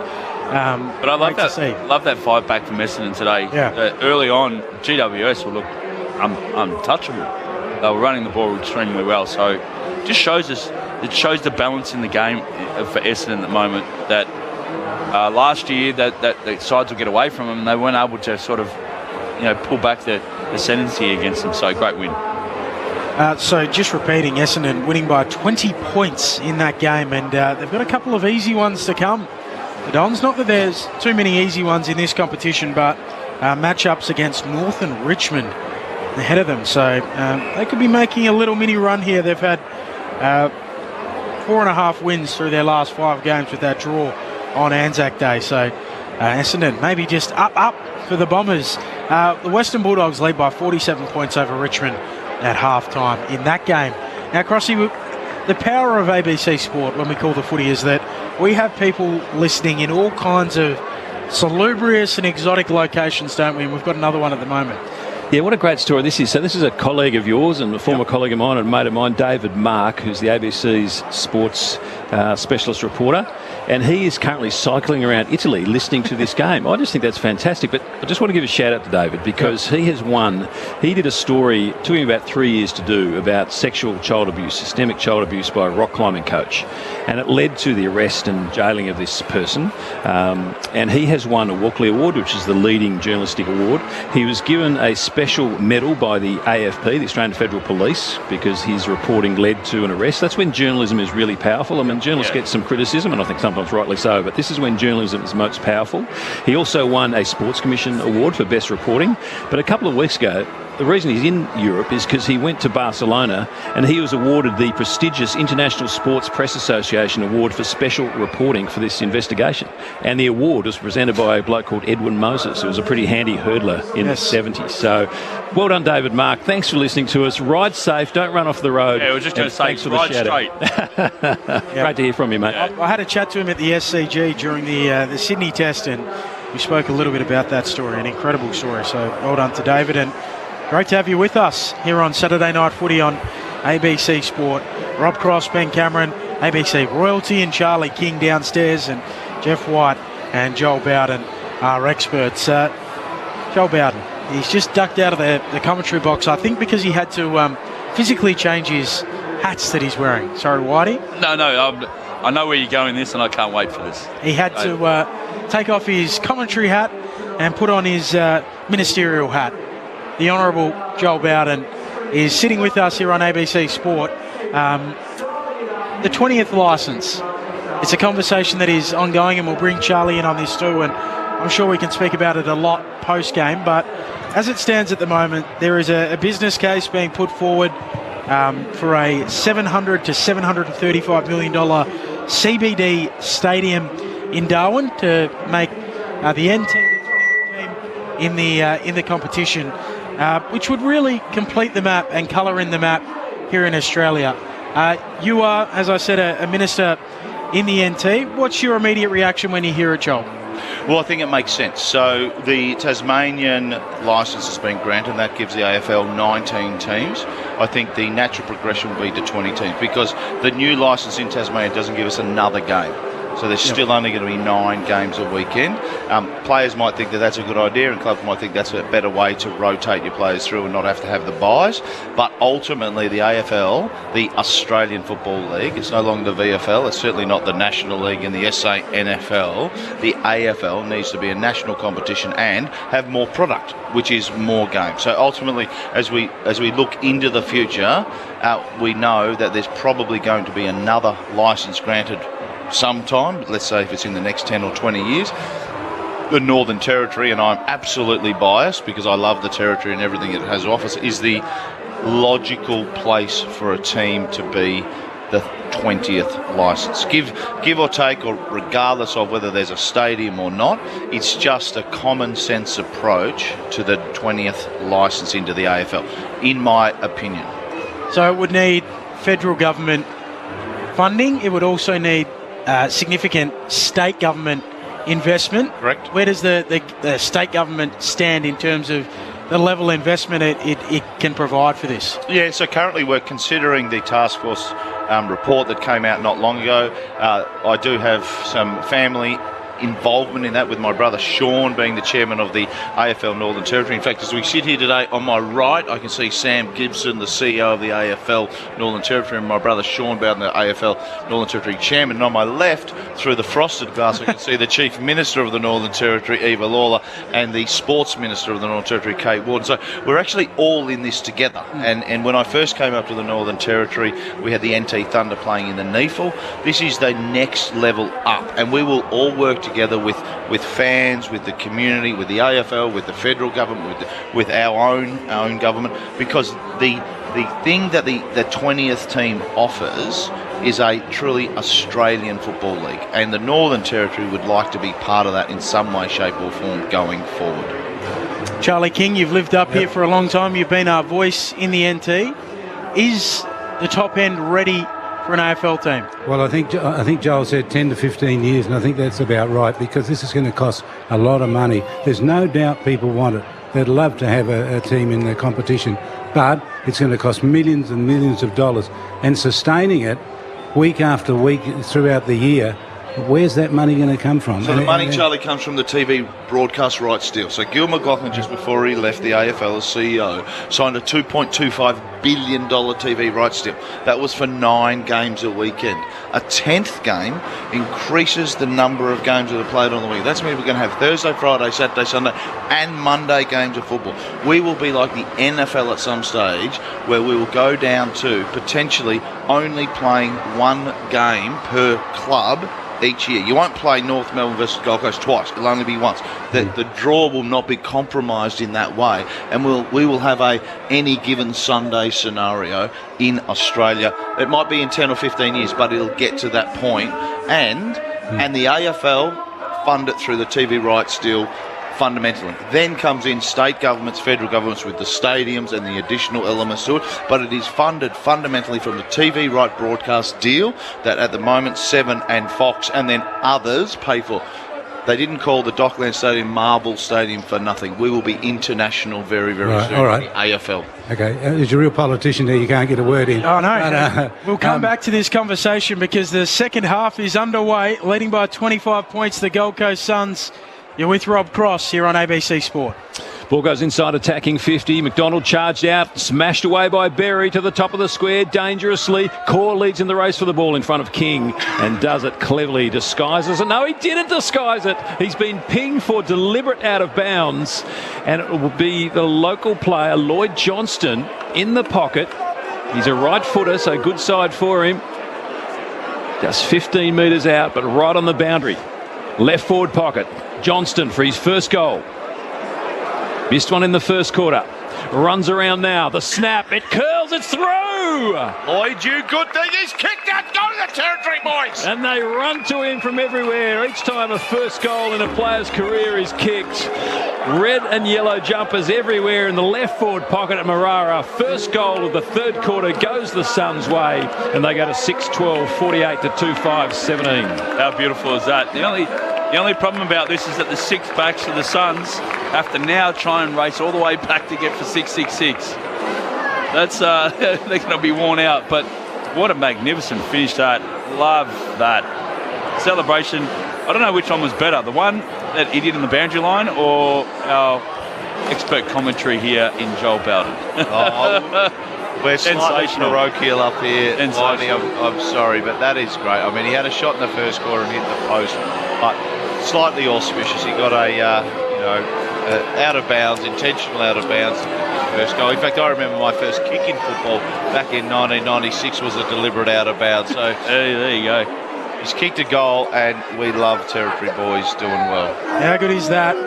The Wanderers, NT Thunder, Gold Coast, NT Academy, and into the AFL. The Roos go out of the middle. Phillips snapping it inside, attacking 50. Bouncing ball, attacking it. Larkey there to mop up quickly. The Suns, Flanders clattered into. Port holding the ball.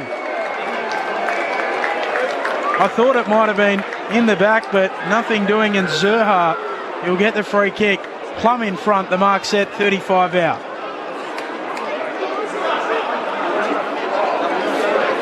Cam Zurha, in a contract year, is in the departure lounge, or will he stay at Arden Street? The drop punt is driven through the middle. Something for North. Their third major of the evening. They're 3-5-23, the Gold Coast Suns, 6-12-48. 3 minutes into their third term. Saturday night footy on ABC Sport. Jeff White, Joel Bowden. I just wanted to look at see if Jackson Archer was on, and he is. So he started this quarter. Still limping though. Still got a little bit of a limp. I think Charlie called it might have been an ankle, but that's something they needed. The Roos, they needed something. They needed a spark from somewhere, and great finish from Zurha. Good finish, but an interesting decision by the umpire. They let it go for the first half. He spun out of the tackle, got tackled, pushed the ball out, whether he handballed it or not, and he's paid holding the ball. It seems to me as this holding the ball decision or this holding the ball rule is one that's going to be the most contentious forever in our game. North trail by 25 points. Sherry and Witts. Wardlaw sends the Kangas forward again. Andrew and Zurha. From behind goes Larkey. A push. It's going to be North Melbourne free kick. It'll be 2 goals in 30 seconds for the Kangas. Larkey has it for his second. I love when Wardlaw's in the centre. He's just... He got the clearance then, but he can play the blocker, the sweeper, the receiver. He's just unreal. Exciting player. Big future. George Wardlaw. Larkey. For his second goal of the night. Missed a couple at this end in the first quarter. Waving the ball around in front of him. Strikes it, and horrible kick. It's out of bounds on the full. So he's not enjoying that Michael Long Learning and Leadership Centre end. He's kicked it into the right forward pocket over the line for an out of bounds on the full. Missed opportunity to the Kangas. They trail by 25. He's run up long then. He kicked too close to the man on the mark. Landers to take it. Kick out to the half-back flank. And mark able to be taken out the back. McKercher gathers for the Roos, gives it off to Fisher. He'll kick inside, attacking 50. Looking for Larkey. Collins can't take the mark. Greenwood Roves. Handball to Wardlaw. Spins out of trouble. Gets onto the right. Flying shot on goal. Is there. Touched. Very nearly there. Poor old North Melbourne. They got done by the siren. Now they're getting done by a fingernail. Having a good little passage of play, though. Back to 24 points, the margin. to the wing. Core pushing King under the football. Davies Uniacke, ineffective handball. Rao ducks his head into the tackle. Well done by Hardiman, who spun around. Play on the call. Back to Core for the Kangas. Kicks towards half forward. Uland with strength. Spoils it into the path of Witts. Back to Anderson. Now a little bit of space. Well done to Miller. Miller's low kick is wonderful to Long. He drops the mark though. Gets it at the ground level. Hurls the kick around. King all alone. 20 metres out directly in front. Core couldn't get back onto him. And Big Ben King will line up for another one for the Suns. That's with the Suns forwards, King and Walter in particular, two big forwards that come at the ball. It's hard to, always go for the most ball. It's always hard to contest against, but their second and third efforts, the ability to push back is really strong. King for his first goal of the night. Has a behind so far. Shouldn't miss this one and does not miss. To the airport end, King brings up the 7th goal for the Suns, and a little bit of a run from the Kangas comes to an end momentarily. Gold Coast 7, 12.54, North Melbourne 3-6-24 at the 6-minute mark of the third quarter. How big was that kick from Larky? Get that, you get a little bit of momentum, you kick 2 in a row. Normally, obviously, very, very good set shot, but yeah, just you want to get that sort of momentum going and get back in the game. 1 goal 3 from the key forward makes it tough. Yeah. And even though Ben Long should have marked that, he used the local knowledge, Rob, flat hands, kept it in front of himself, followed up with a snap around the body. And I don't know how Ben King found himself 25 metres out and 10 metres clear of his opponent at that point in time. So an 11-point swing. Like he misses at one end and it goes down the other end and put through by King. Great to still have the boys, Brownie and Chris, enjoying the coverage out at sea, doing their work with us. 5 goals neat. Here's the advantage the way of the Suns, winning the tap, Sherry, but it doesn't get out of the bullseye. We'll try again. Cheezel in the middle for the Roos. Witts and Sherry lock up. Witts palming it down onto it quickly. Phillips. Handball too hot for Powell. Comes back to Sherry. Kick ricochets off bodies. Miller picks it up. Suns quickly the other way. Davies feeds it off to Uland. Low flat pass, a good one. Unable to mark though. Low down is Long. It allows in the Roos. Picking up Drury. Gives it off to Curtis. Very short kick for Powell. Clean pick up. Really nice. Can turn and kick long inside 50. Larky can't mark. Spoiled down. Stevenson rose. Swivels, snaps and goals. His second. Stevenson kicked the first of the night. A+ roving. And North, an improved start to this second half. They're 4-6-30. The Gold Coast Suns 7-12-54. 8 minutes into the third. Joel Bowden and Jeff White. Game's starting to open up now, isn't it? Free flowing. Bit of fatigue. Yeah, there is a bit of fatigue. So it's opportunity now. Opportunity for both sides to take the ascendancy in this game. It was good roving. I mean, fortuitous. Stevenson was at a 45-degree angle to the contest, but got the ball off the pack and finished his work nicely. We've had a couple of bad misses, but that was a good finish. 7 goals between the two sides in the first half of footy. 4 goals between them in the first 8 minutes of the third quarter. Up goes Witts, won the tap, down to Davies again. Loved his game, kicks it inside 50. It's going towards the boundary line. Will it be out of bounds deliberately? Surely not. Boundary throw in. It was just an awkward kick, and perhaps he has been a little scruffy today. That might have been how the umpire knew it wasn't deliberate. He certainly gets the footy, and sometimes his use of the ball isn't quite what it might be, but it's thrown back into play. Right half forward for the Suns. Witts and Sherry. Sherry goes to ground. Miller spikes it forward for Gold Coast. And as far as Archer, good to see him back. Now to Fisher. Had 24 up to half time. He kicks long towards Greenwood, who got around Ballard. Ballard's taken in a strong tackle by Curtis. Miller, another possession. Run down there by Phillips. Miller goes again. He's got Ainsworth on the outer. Ainsworth can have a bounce. He can run to 70. He has another bounce. Runs to 60. Kicks for goal. Vacant goal square. Ben Ainsworth will kick the goal from the boundary line. Just about the goal of the night from Ainsworth. No one came at him. He sized it up, and from 50 metres after a couple of bounces, kicks a wonderful 6-pointer, and the Suns creep out again to a 30-point lead. Well called. And he looked inside. There was plenty of options coming. North Melbourne set up really well in defence. They had him covered. They had all their outlets covered. They had the fat side covered. Great decision from Ainsworth in the end. And then the ability to finish from outside 50. The great call, Rossi. Great finish from Ainsworth.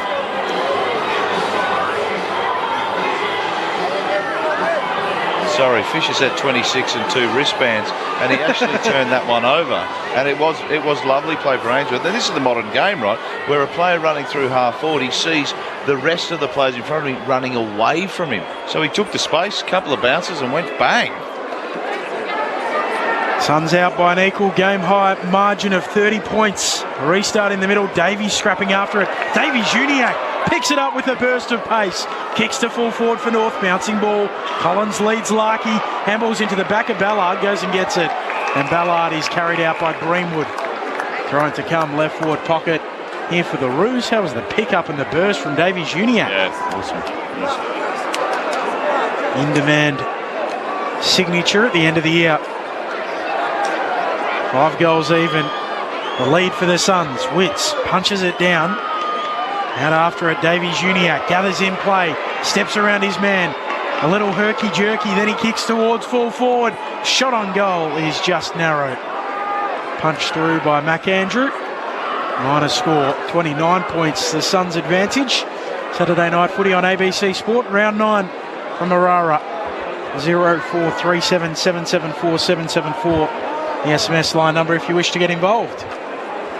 Sexton to bring it back into play for the Suns. Andrew was a bit lax there with a lazy shepherd in the end. Sexton got his kick away, and a second attempt, King takes a good mark, drifting down from full forward to mark at half back. Core stands the mark. His teammates are marked further down the ground. Runs around Core. Wonky looking kick. Almost the half volley pick up to Miller. Still going, but now he gathers beautifully. Gives to Johnston. His slick hands just missed the running King, who was sliding by wanting a handball receive. But didn't quite find its target. 29 points, in fact, the margin. Sorry, Chrissy. This is where the Suns love to have that Jed Walter and King. King comes up to the wing. Then the next outlet is Jed Walter, so they get the smalls, the foot of the big fellas. On the throw in, down in front, Davies Juniak trying to take it cleanly. Drury gang tackled and driven down. Ball up on the wing. Blake Drury, he was actually an Australian Open ball kid in 2019, the top ball kid, did the final. From the ball up, again the clearance going the way of Davies Juniak, kicking around the Morris Rioli wing. Arriving Hewlin wins it for the Suns. Handball away towards Jeffrey, who cuffs it up. Sheasel steals it, kicks the Roos inside 50. No mark taken. Collins roves his own contest, gets rid of it to Anderson, off to Sexton, and now Jeffrey again, off for a little run. Close to the boundary line, kicks around it, towards half forward for Gold Coast. King juggles it down again. Handball to Holman, half forward. Back feeds a handball to Davies. He'll poke it inside 50 and King can mark. Chopping at the arms, he'll get a free kick, 49 metres out. 45-degree angle right half forward. Take a very good kick from here. But he's got King by name, maybe can be King by nature. Only one king in these parts, and that's Charlie. But we'll see what Ben King can muster. Slow approach. He'll surely veer out to the right at the end. Here he goes, slightly. The drop punt is pretty pure. It is very pure. Put his crown on. Ben King with a beautiful finish from outside 50. His second. And the Gold Coast Suns blow it out to a game-high lead of 35 points. 9-12-66. Plays 4-7-31. 14 minutes and change into this third term Saturday night footy on ABC Sport. Jeff White, Joel Bowden. That's his second this quarter, right? That's yep. Just and continual work rate. He was had the contest up here, took the market near the back line or on the wing, and then down for the second effort, and then great finish in the end. So his work rate is definitely lifted this quarter. He's been able, when he has that work rate too, he's able to spread the defence of North Melbourne. So allow those chip kicks around centre half forward. It's, when it doesn't work with Jed Walter and King, when they're sort of clattered together, I know they've got to get that separation. They've worked it really well this quarter.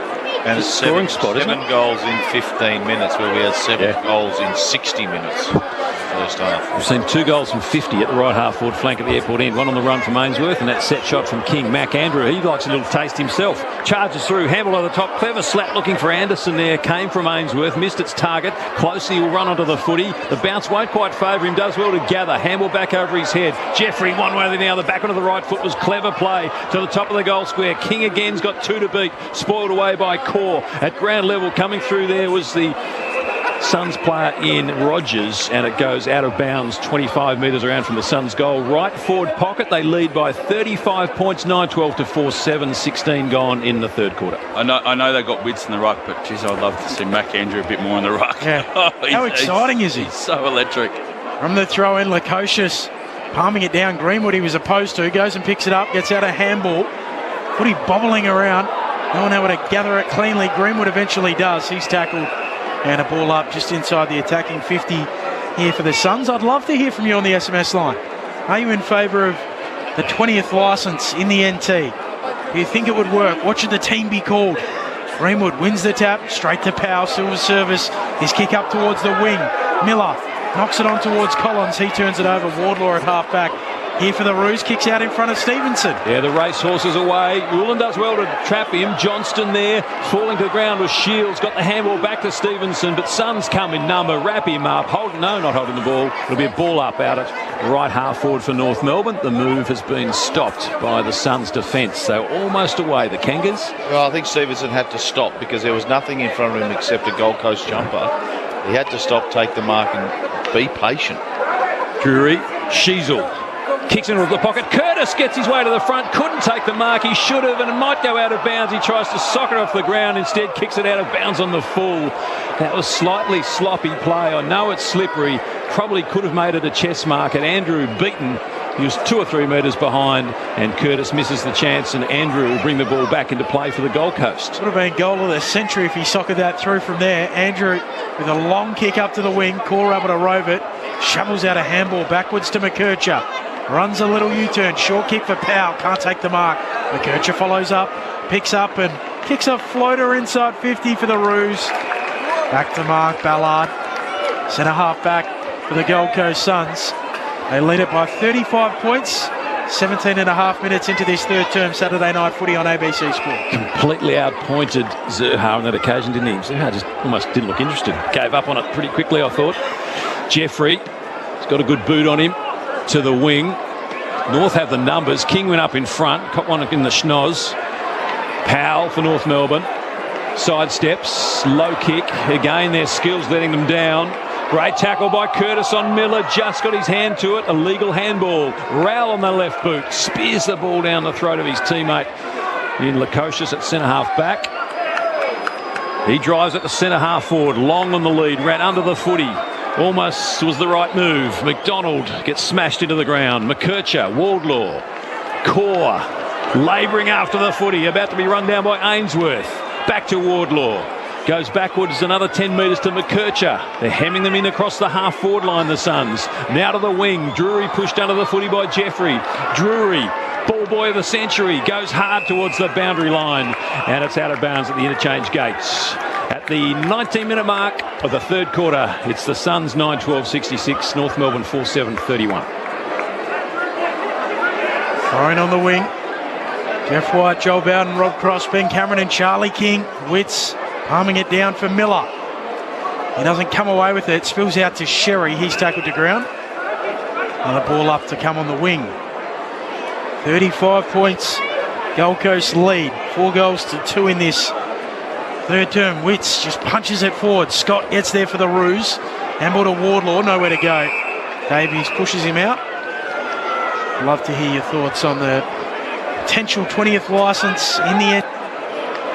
0437 774 774. Suns owning the territory at the moment. I mean the NT, not their forward half, but they're owning that as well.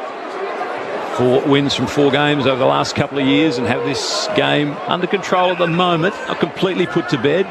North Melbourne have shown some good signs throughout the 2.5 quarters so far. But they trail by 35 points. They hit a couple before three-quarter time. Bailey Scott still trying hard. Sends the ball back into the middle. Pushed under the footy, Zerha by Ballard. Allowed to get away with it. Sexton's handball comes back to Jeffrey. Oh, brilliantly tackled from behind and holding the footy. Tucker did the work there. Came to Sheasel. Comes to Lark. He's 80 from goal. Tricky handball. Gave it to Powell. He wanted to give it off there to Tucker. Instead, he kicks it towards the pocket. Can Curtis make amends from a mistake a few moments ago? Well spoiled away in the last line of defence by Uland.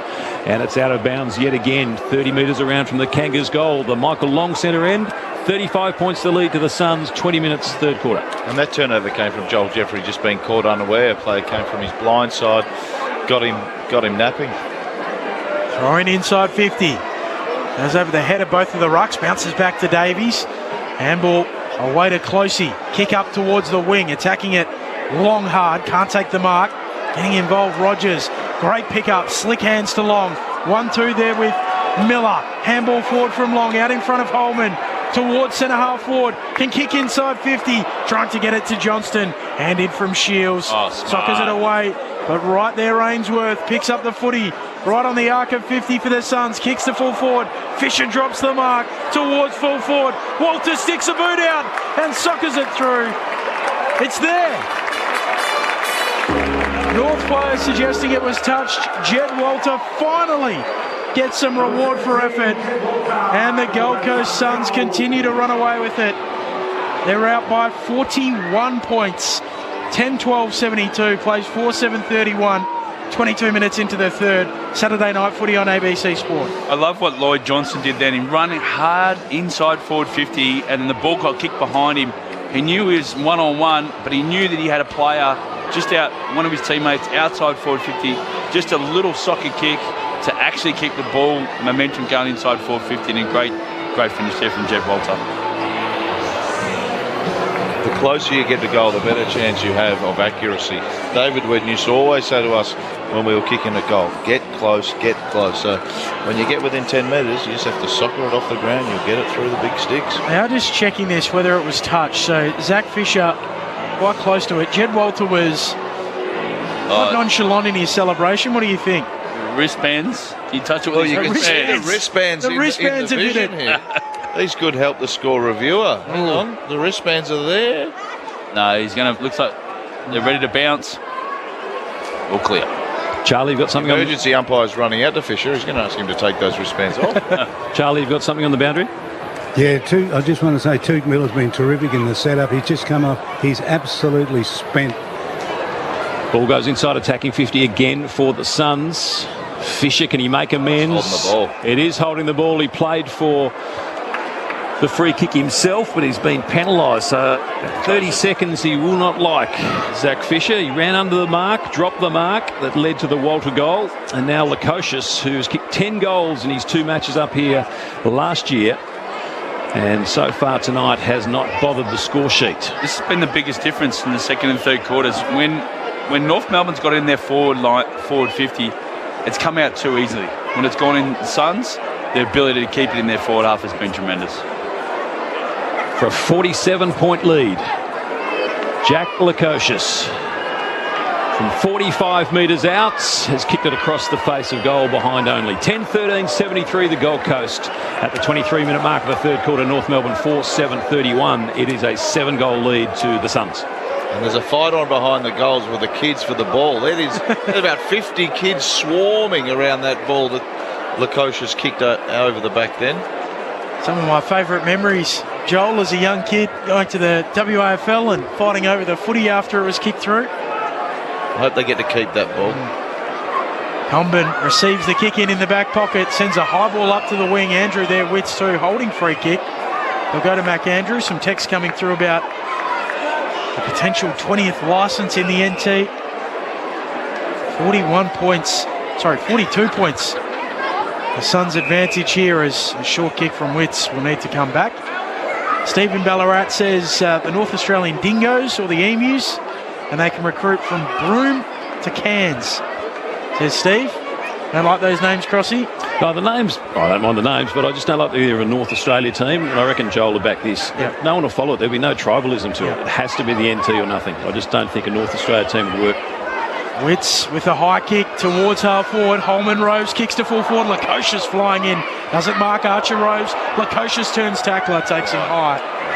And I think a little facetiously perhaps, Lee in Glenorchy in Tasmania says, will the NT team proposed stadium need to have a roof so the games won't be slippery and sloppy? Mac Andrew. He slipped away from the tackle. Over to Closey, to Jeffrey, pumps it long. Walter went up one hand, back of the pack, Lukosius. Here it comes, Jack Lukosius. No, it doesn't. He tried to run it through the slippery turf of the goal square and thudded into the left-hand goal post, which is about number 4 or maybe 5 tonight. But they lead by 43. A little dangerous kick in, but the Roos eventually work it out. Archer gets rid of it to Davies Uniacke, kicks up to the wing. Ballard coming in, punches it down. Zerha's there to Rove. On the wing, the Roos. Stevenson back on his left. Good kick. Spots up Davies Uniacke. He'll veer out to the right. Horrible kick. Turns it over. Mark taken by Flanders. Suns back in possession across half-back. Kick to Andrew, who will switch it all the way towards the Morris Rioli wing.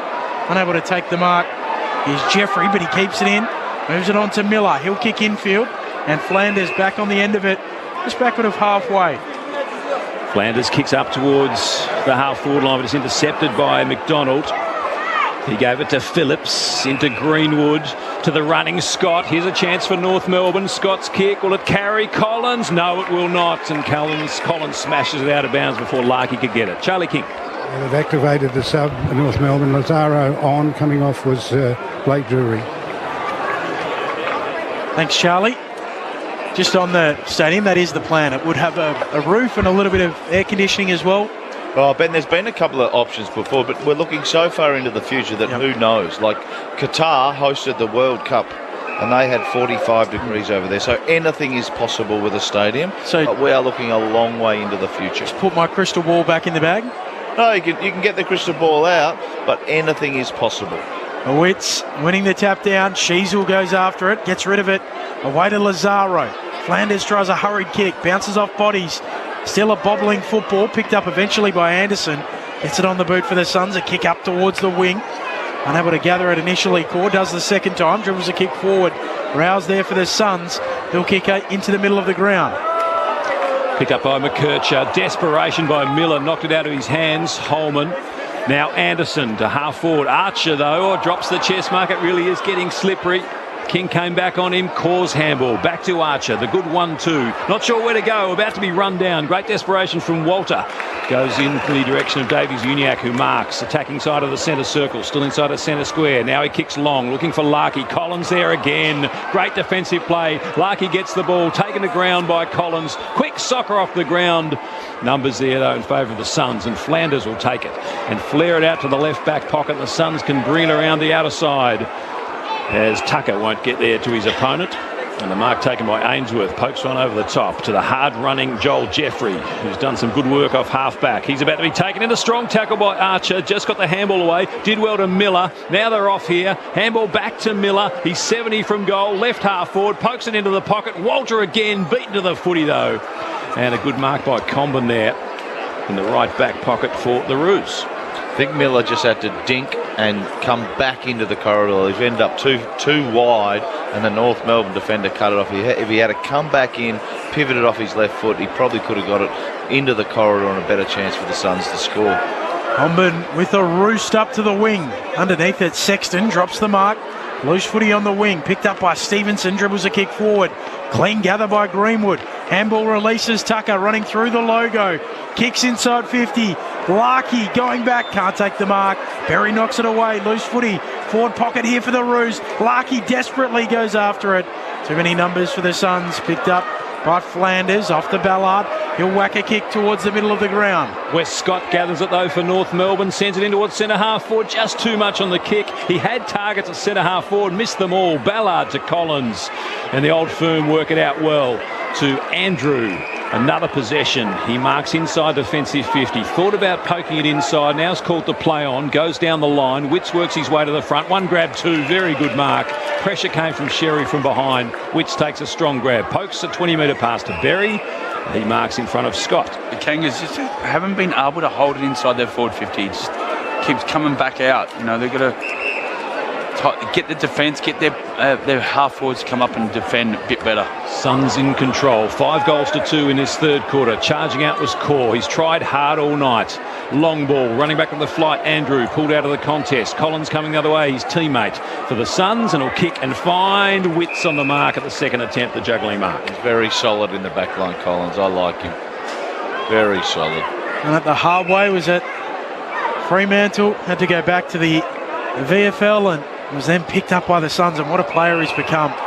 Witts kicking to half forward. Scotty Turner like? A little bit Scotty Turner like. I hope he doesn't drink as much as Scotty Turner used to. Sure he doesn't in the new age of professionalism. As King at half forward will go long towards full forward. Walter launching again. All of the players stop. Advantage North.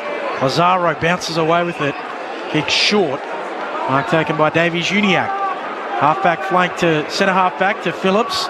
Releases McKercher, who goes with a barrel from half-back to half-forward and right onto the chest of Collins. Suns back with it. Lateral kick out to the half-back flank at Flanders. Collins had to put his drink down to take that mark. Centre half-back.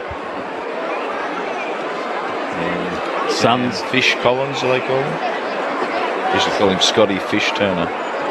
Long kick up towards half forward. Contest everywhere. Walters just crashes the pack again, like every good big centre half forward should. Destroys a couple of Kangas underneath. Ball goes out of bounds. No infringement. Good fair play. 10-14-74 to 4-7-31. Sorry, Crossy. Matt's listening to us over in the UK. He says, 20th team, why not? Providing it's financially viable. I'm sitting in the sun enjoying your commentary. All the best. I don't believe there's sunshine in England. I don't believe it. But outside of that, great to hear from you, Matt, and great to have you with us from over there in the UK. 0437 774 774 is the number. Three-quarter time here at Marara. The Gold Coast Suns 10-14-74 leading North Melbourne 4-7-31 at the final change. Saturday night footy here on ABC Sport. The goal kickers for the Gold Coast Suns, 2 to King, 2 to Closey, singles to Wainsworth, Anderson, Walter, Witts, Rogers and Johnston. While for North Melbourne, a couple to Jaden Stevenson, singles to Larkey and to Zerha. Charlie King downstairs. Yes, I'm still worried about that surface. I was having a look from up there at half time. It looks fantastic, but down at ground level, it's getting chopped up a bit. Got to say that. Thank you, Charlie. Keep your eyes on it. So three-quarter time in this match between the Gold Coast Suns and North Melbourne. 10-14-74 plays 4-7-31. It's Saturday night footy on ABC Sport. There's a vault of secrets to unravel on ABC iView. Delve deep in Happy Valley and the control room. She is the victim, I swear. Peel back the layers in House of Gods and After the Party. How do you know they're innocent? And seek answers in Total Control and so much more. You start fires wherever you go. A vault of entertainment. Always free, always suspenseful on ABC iView. This is ABC Sports coverage of the 2024 AFL season. Every match on the ABC Listen app. Look for the AFL button. Johnston for his first goal. Missed one in the first quarter. Runs around now. The snap. It curls. It's through. Lloyd, you good thing. He's kicked that. Go to the territory, boys. And they run to him from everywhere. Each time a first goal in a player's career is kicked. Red and yellow jumpers everywhere in the left forward pocket at Marara. Cam Zerha in a contract year. He's in the departure lounge, or will he stay at Arden Street? The drop punt is driven through the middle. Something for North. King for his first goal of the night. He's behind so far. Shouldn't miss this one. And does not miss. To the airport end. King brings up the 7th goal for the Suns. Larky can't mark, spoiled down. Stevenson rose, swivels, snaps, and goals. His second. Stevenson kicked the first of the night. A+ roving. Ainsworth can have a bounce. He can run to 70. He has another bounce. Runs to 60. Kicks for goal. Vacant goal square. Ben Ainsworth will kick the goal from the boundary line. Just about the goal of the night from Ainsworth. No one came at him. Here he goes slightly. The drop punt is pretty pure. It is very pure. Put his crown on. Ben King with a beautiful finish from outside 50. Fisher drops the mark towards full forward. Walter sticks a boot out and soccers it through. The 2024 AFL Premiership season. On your radio. ABC Sport Digital. And on the ABC Listen app. The Gold Coast Suns leading by 43 points at three-quarter time here in the top end. It's the top end two-step we've got tonight and then next Thursday when Geelong come to town to take on the Gold Coast Suns. Love to hear your thoughts on a potential 20th licence up here in the top end. 0437 774 774. Suns left the ground at three-quarter time into the little ice room here at Marara. I think North also have the little ice room down there as well, but they haven't utilised it as much as what the Suns have, and just a little bit of a jolt to the system there, Joel. It's an air-conditioned room there that they can use. In fact, it's funny, during the hotter months of the year here in the wet season for us, the players won't actually go in there because it gets too cold for them. They don't want to go in there and get a chill, which is hard to imagine when it's 36 degrees and 99% humidity up here, but that's the way it works out sometimes in the top end. The thoughts on the match today, Jeff White and Joel Bowden? They just that third quarter, they just put the foot down. It became very open. The game became very open, as you guys alluded to in relation to the goals scored. More goals scored in that passage of play in the third quarter than what there was in the first half. But started to open up a bit. But I just was really impressed with the Suns' ability to keep it in their forward half. They worked extremely hard. Jed Walter's been. Not going to show it on the stats, Gossy, but he's just his work effort has been outstanding. But when it went into the forward line of North Melbourne, they just weren't able to hold it in their and it just became really the back six for the Gold Coast Suns. It came off. They used the ball really, really well, but just North's ability to keep it in their forward half has been really down tonight, and of course the whole year. Well, the Suns have outnumbered them, so I don't know if that's work rate or that's tactics, whether Hardwick's putting an extra one or two back defensively and then asking them to run forward.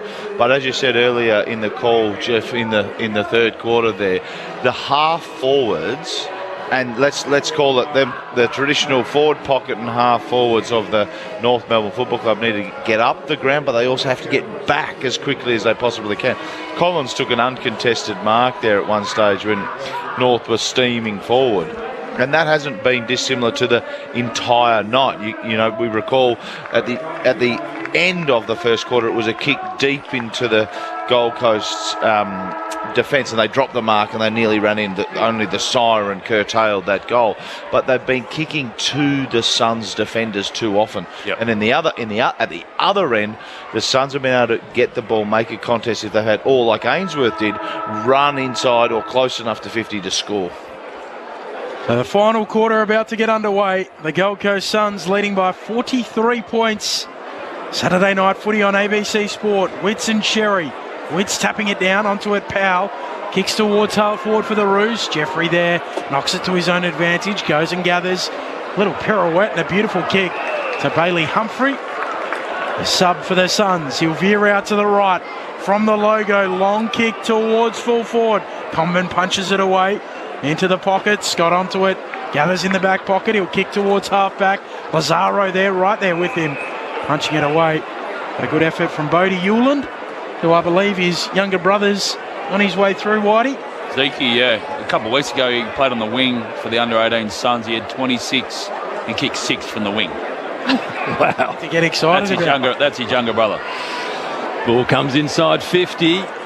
Two-fisted spoil from McDonald. Scott in front. Soccers off the ground. Wants some support outside defensive 50. Gets it. Here's Davies Uniacke, has a bounce, sweeping handball over the top to Curtis. Traps it and then sends the handball back into the middle, straight in the lap of Anderson, and the Suns will turn it over through Rowell. Gives it off to his teammates. High kick up towards full forward. King has the sit, nudges his opponent out of the way, gets the loose ball at ground level, pokes through another one for the Suns to open the final term. All too easy for Gold Coast. The turnover from the wing, and the Suns rushed it forward, and Ben King comes up with his third goal of the night. 2 in the third quarter and now 1 in the last. A minute and a half gone in the final term. 11-14-80 to 4-7-31. I think their forward structure has been really good tonight. Every time it's gone in the forward 50 for the Suns, hasn't been King and Walter matching it together. They've been separated, so it doesn't allow the Kangaroos' defence to zone off, spoil it, bring it to ground. There's a lot of one-on-one contests in the forward line, which has been really, really outstanding. I've been really impressed with this guy, Joel Jeffrey. 17 possessions on the halfback line. He's been outstanding tonight. No place like home, is there? There is no place like home, Dorothy. Just click those heels together and come back to TIO Stadium. He has been good, but I would have liked to see Ben King just do a little handball over the top there, but I reckon he's a thoroughbred, so he's a forward. He's going to kick the goals. Witts wins the tap to Bailey Humphrey, who feeds Flanders, running off half-back. He'll kick inside 50. Toot Miller bobs up and just hugs it to his chest. Takes the mark, 45 out directly in front. Charlie King. 49 points the margin. The average winning margin over the last 7 times the Suns have played the Kangaroos have been 59 points. They'll be aiming to get better than that tonight. Good on you, Charlie. ABC royalty with us tonight on Saturday Night Footy on ABC Sport. Duke Miller, plumb in front, 45 out. His drop punt is straight through the middle. It's a procession for the Suns at their home away from home. 12-14-86, plays 4-7-31. 3 minutes into the fourth, Jeff White, Joel Bowden. I think Hardwick loves the luxury of putting Took Miller forward, Humphrey into the middle, Humphrey centre bounce clearance, Miller goal. Perfect. Job's done for the Hardwick there. Great interchange, but the ability of the stop, they've got a great mix of players that can run through the centre circle for the Suns, but the ability to put the half forwards and some power and strength, guys that are willing, Holman, Jake Rogers, Took Miller's down there now, they're just the ability to keep it inside their forward 50. And Miller just kept his eye on the ball. His opponent spun around thinking it was going to be a long kick in, which it probably should have been, but it slewed off the side of the boot a bit. Miller's watching the ball, lands in his hands, and he kicks a goal ultimately. Witts wins the tap. Rowell lays a very strong tackle, and he's applauded by his teammates, one of whom is Bailey Humphrey. Great to see him on the ground, and just the embarrassment of riches midfielders, Jeff White. I love watching Bailey Humphrey play, and he's the sub tonight. Yeah. He's a real talent, and it looks like Alex Davies, who's hobbling, wasn't he, Jeff? An ankle, perhaps? I think three-quarter time. I reckon he's cramping in both legs. Yep. Fatigue. Double cramp, yeah. Through the heat. Wardlaw charges at the footy, gathered it, but was wrapped up in a strong tackle by Humphrey. Davies Uniacke forces it back to Wardlaw, still going, had the ball stripped from him. Sweeping handball comes out to Ainsworth from Flanders. Ainsworth kick was not where it was intended to go, and Comben takes the mark. Kicks into the middle of the ground, spots up Powell. Really had a breakout season so far. Kick to Sherry, who spills it. Makes it tough for the Roos, but Shields arrives. Scott just soccers it on, gathered by Lazaro. Handball to Shields, they're going backwards. McKercher high half forward for the Roos for a leading lateral. Larkey drops the mark. McAndrew picks it up for the Suns. Little 1-2 with Closey in the back pocket. He goes and gets it again. Slapped on there by Berry, and now running away with it is Hewlin. He'll kick around the wing.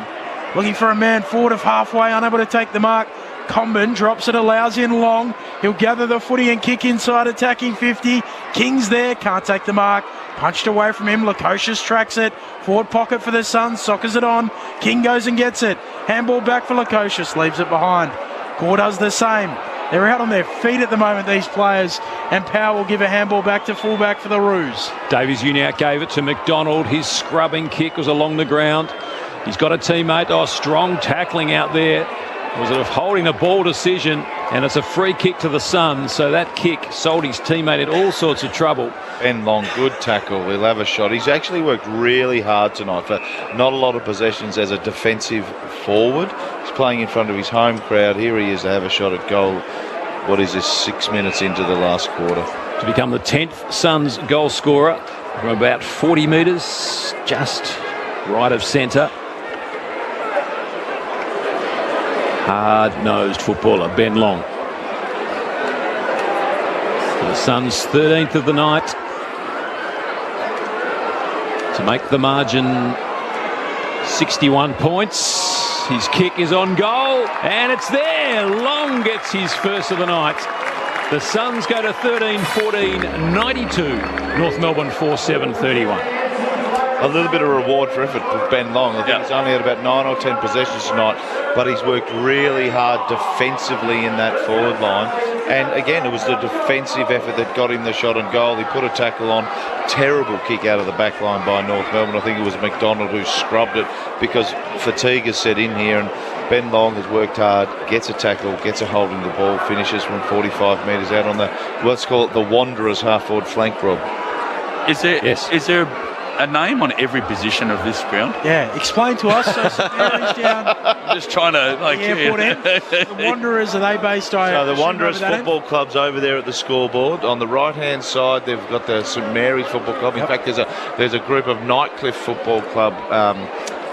Craig and Anthony, Rocky, Joe, they're all over there. And then, with the Michael Long end, we've got the airport end, we've got the Morris Rioli grandstand, and soon to be one day we might have the, let's think that Andrew McLeod or the Nathan Buckley wings. Out of the middle go the Suns again. Bailey Humphrey beelining it, but so too McDonald for the Roos. Floats a kick to half-forward Collins. Takes the defensive mark, sliding out at centre-half back. So just to follow on from that, Ben Long, a St Mary's product. St Mary's. She's down at the airport end of the ground. And then we've got Lloyd Johnston and Joel Jeffrey, who are both Wanderers products, which is down at the Michael Long end of the ground. Kick up towards half-forward. Suns want another goal. They're surging forward again. Coming out on the leaders, Long once more, jumps to his feet straight away, runs to 45 from the boundary line. Witts, Johnston from behind, another Wanderers product we just mentioned, wrapped up in a strong tackle by Shields and Hardiman, and 20 metres out from the Suns' goal will have a ball up. Wasting any time. Witts taps the ball cleverly to the open side. North Melbourne get there first. Hardiman goes off the ground, a little toe poke. Swung around in the tackle. Humphrey comes up with a footy. Quick snap. Has it got the carry into the goal square? It's across the face, through for a behind only. Suns to 13-15, 93 at the 9-minute mark of the last quarter. North 4-7-31. And Lloyd Johnson was almost through there. Hasn't had a bad game. 7 or 8 possessions and a goal. I hope he can get another goal late in the quarter here. An SMS coming through says a recovery session for an NT-AFL side would be completely different. Swimming in the ocean on a Sunday morning, warm water stingrays, jellyfish, crocodiles. Long kick back inside, attacking 50 for the Suns. After it, Walter runs through a couple. Handball away, off to Long, kick smothered. McKercher, good defensive effort. And he'll see it out, a throw to come. We'll get down to the little man-made beach. Yeah, you don't want to go swimming with the crocodiles. They're not a good recovery session. I'm going to go out and see them on Wednesday, which I'm very excited about. That would improve your swimming. Sherry gives away a free kick. The advantage is taken. A quick shot on goal. I was looking at the ruck. I think Bailey Humphrey had a quick shot on goal, minor score. So 13-16-94 plays 4-7-31. The Gold Coast Suns are going to win big. We'd love to hear from you. 0437 774 774 on the 20th licence for the NT to colour in the map of Australia for the AFL. You're with Rob Cross here on ABC Sport. Scott about to be taken down in a tackle there by Rogers. Just got the kick away up towards the wing for North Melbourne, out of side. Suns finishing the stronger. And a nice juggling effort taken there by Closey. He's had a great night, kicked a couple of goals, one of 10 Suns players to kick goals tonight. I loved his game. Just a little kick over the top there. But they've still got control of the footy. Anderson, he's been good as well, to Rowell. Back into Hewland. His long kick in towards the goal square from behind. The big fly from Walter. Quick snap, vacant square away to the right behind only. So Jed misses again, but he's created more damage. A North Melbourne player holding his shoulder. Might be Comben. Yeah, he's run into a few tonight, hasn't he? He's got that right shoulder heavily strapped. Another behind. Gold Coast 13-17-95 at the 11-minute mark of the last quarter. North 4-7-31 scoreless so far in the last quarter. Did the North game last week, and it's a pretty common occurrence that he sort of gets a stinger in that right shoulder and carries it low for a little while. Kircher with the kicking goes short to Wardlaw, who bites off a kick into the middle. Mark taken there by Zurha. He can wheel and kick long for Larkey. Andrew spoils it away, slips out the back. Tucker trailing it in, soccers it on goal. It's through. Tucker time here for North Melbourne. A little consolation late in this game. 5-7-37 plays 13-17-95 at the 12-minute mark of the fourth term. Jeff White and Joel Bowden. Well, it just one of a few times where North Melbourne have gone through the corridor. Great kick to Zurha, got some split, turned around, went fast, and it didn't allow the Suns' backline to actually get back and zone off. It was a good attempted spoil there from McAndrew, just floated over the back, but a good finish. But very few and far between tonight for the Kangaroos about going through the corridor and going quick, because when they've gone wide and slow, that's just played into the back six of the Gold Coast Suns' hands. Correct, and it was long to the hot spot, 30 to 40 metres out, and it slipped over the back. Goal from 10 metres out. Here's your wish, I think, Jeff White, of Andrew into the ruck, and duly leapt over his opponent and smashed it 15 metres forward. Rowell comes up with the footy. Back to Miller. Can't control the ball. Soccer off the ground, in danger going against Powell. It took Miller to win the free kick in the middle of Marara. Davies Uniacke stands the mark. Sliding by Uland. He's got a good leg on him. Kicks it beautifully in towards the pocket. Walter nudges his opponent off the footy. Couldn't quite complete the mark. Hardiman there was good for North Melbourne, and it goes out of bounds in the left forward pocket. He's going to take 10 of those catches one day. He uses his body so well. He's flying for everything. You can see it all there, can't you? You can see it all there. It's just, and that's what Damien Hardwick's going to say to him. Just keep doing it. Eventually, it's going to stick. I think it was the golfer who spoke about the click. When it all just comes together initially, you feel like that's going to happen for Jed Walter. But the thing is, he's not getting outmarked. He's using his body really well. His second and third efforts are unreal. It's just, one day it's going to stick. He's going to kick 10. I think it was Nick Faldo, if we're allowed to mention his name here in Australia, after what he did to Sharky all of those years ago, as Walter punches boundary side from the throw-in, long onto it. Then getting involved Holman, but stolen by Scott. I thought it was Bill Murray in Caddyshack. Hooks a kick up towards the wing, bouncing ball. And free kick going the way of Zurha for the Roos. Haven't watched Caddyshack in a while. Might have to revisit it. Absolutely. I'm going to kill all the golfers. Might be in one of those digital channels in the tonight. Ben, up towards half forward. There was Ballard. Now laying a tackle on Stevenson. Strong body, and Stevenson pinged for holding the football. He's so reliable, Ballard. Stevenson not happy, gives away 50. Ill-disciplined play by Jaden Stevenson, who started the game well. McAndrew gives him some encouraging words. And Stevenson's still not happy. That's just silly, though. That's just silly with 10 or 15 minutes to go, giving away a 50-metre penalty. And nearly another one there. Yeah, should have been, I reckon. Ballard, Sheasel reached in just as Ballard went to kick the footy. It wasn't called play on. Technically, it should have been a 50. He was too...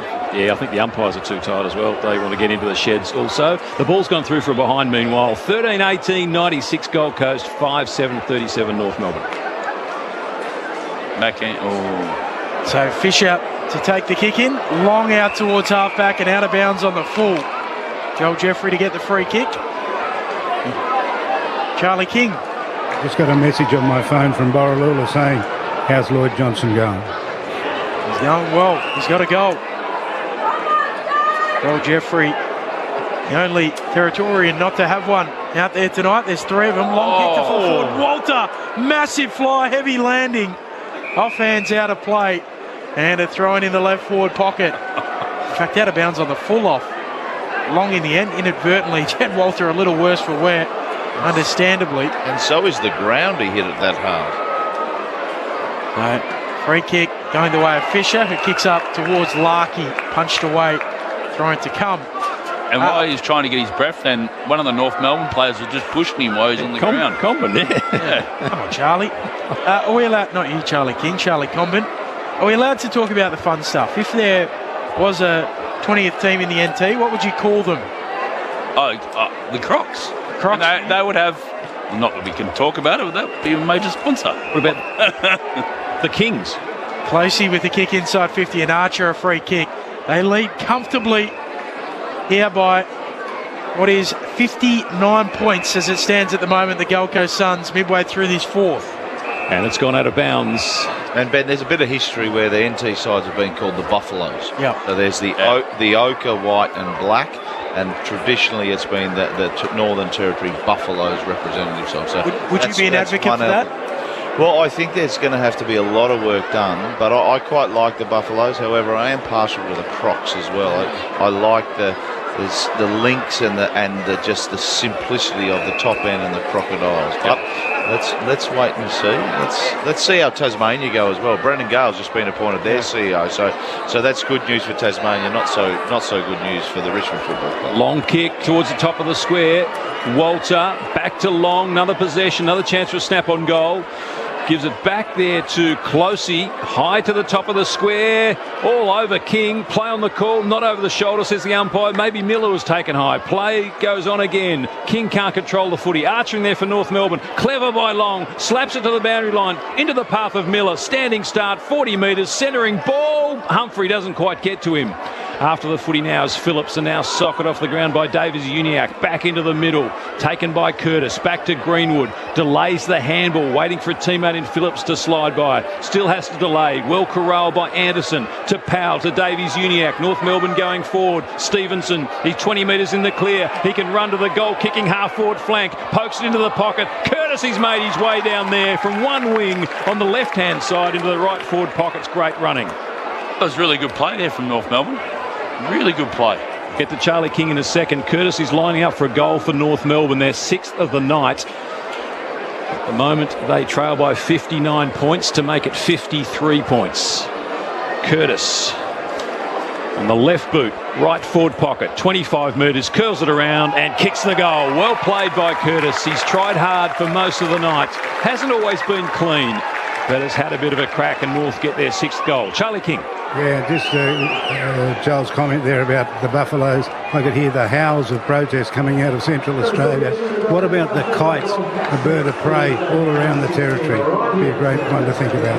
Interesting point, Charlie, but Rob's call about the chaos there, and it wasn't that clean. And that goal started from a kick off the ground. And up here in the Northern Territory, there is a lot of kicking off the ground because the ball's so slippery. But North Melbourne implemented it. I'm not sure which player it was, but they just kicked the absolute leather off the ground from centre half back, got it forward quickly, and then some hard running from Stevenson gets the ball in, and North Melbourne able to finish off with a nice goal from the pocket. Probably call that the what pocket's that down there, Rob? Yeah, what? It's the Pints End pocket. Yeah. Yes, Airport could do that. pocket. Yeah. Probably the closest we've come up with. Saturday night footy on ABC Sport. 53 points. We're learning all about Darwin geography. Out of the middle, Powell dribbles a kick. Mopped up there by Hewlin. Handball away towards Flanders. And now running off halfback Sexton. Oh, drops the footy. Goes and picks it up, has time to, and then kicks around the wing. Was that throwing the ball if you do that? I don't think in that instance, but it was untidy nevertheless as Rao mops it up at half forward here for the Suns. Off to Miller, zigging and zagging, twisting and turning. He chips it short. And the mark taken by Ainsworth. Right on the arc of attacking 50. And the umpires set the mark 5 metres in. He'll run around. Either goals or go long at least. Comben gets there, juggling it. Walter gets it on the boot and pokes it through. More reward for Walter as the Gold Coast Suns go past 100. 14-18, 102. North Melbourne 6-7-43. 21 minutes into this fourth term. Saturday night footy on ABC Sport. Walter right on the goal line. Did a little ballerina work, some tiptoeing, and then got it on the boot. What is his second major of the night, Jeff White, Joel Bowden? It actually come off his knee, and then he kicked it. A good finish in the end. He's kicked 2 goals from inside the goal square. First to 100 wins, I say. Gold Coast Suns 102-43 late in the fourth quarter. A good reward for Jed Walter. His work rate, as we've spoken about throughout the night, has been exceptional. And you're a forward. You want to kick goals. You want to be able to have some scoreboard pressure, and he's been able to put that on the board tonight, which has been great. Rossi, you haven't really given us a team name. What would you go with? I'll think about it. I'm probably leaning towards the Buffaloes, so I'm a bit of a traditionalist, but I don't mind the Crocs. Yeah. Anderson, Rao. Off to Humphrey.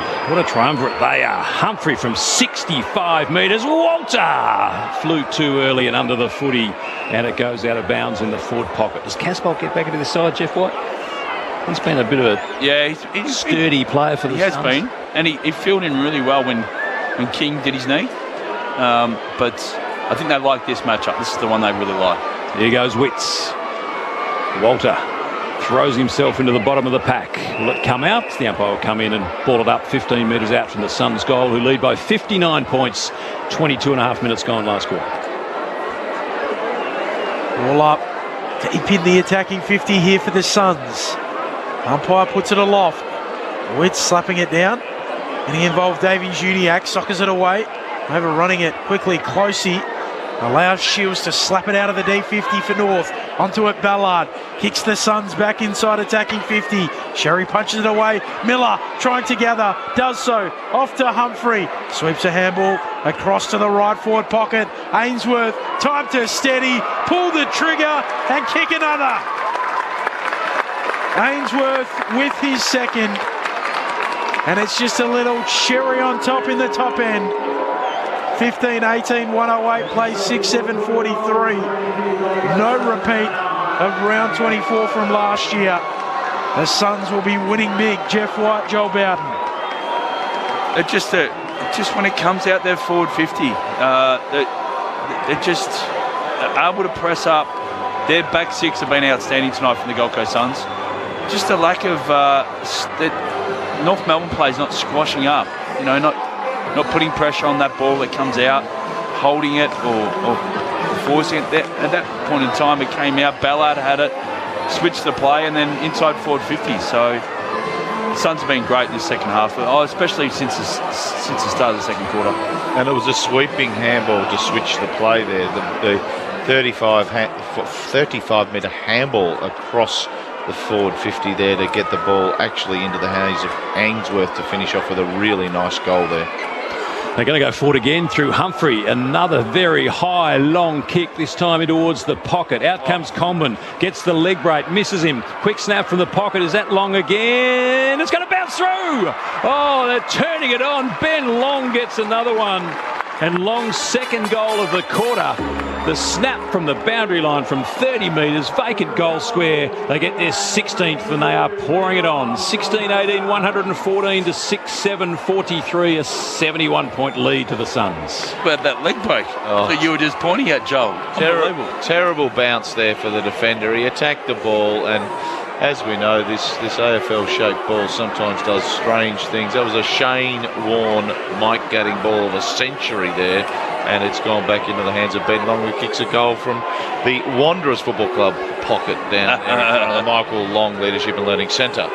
Well done, Ben Long. 2 goals for the night, and I think he'd be up to 12 or 13 possessions, and he has worked his absolute butt off, and he's got a nice shiner on his nose there. So 71 points. Here's the lead now.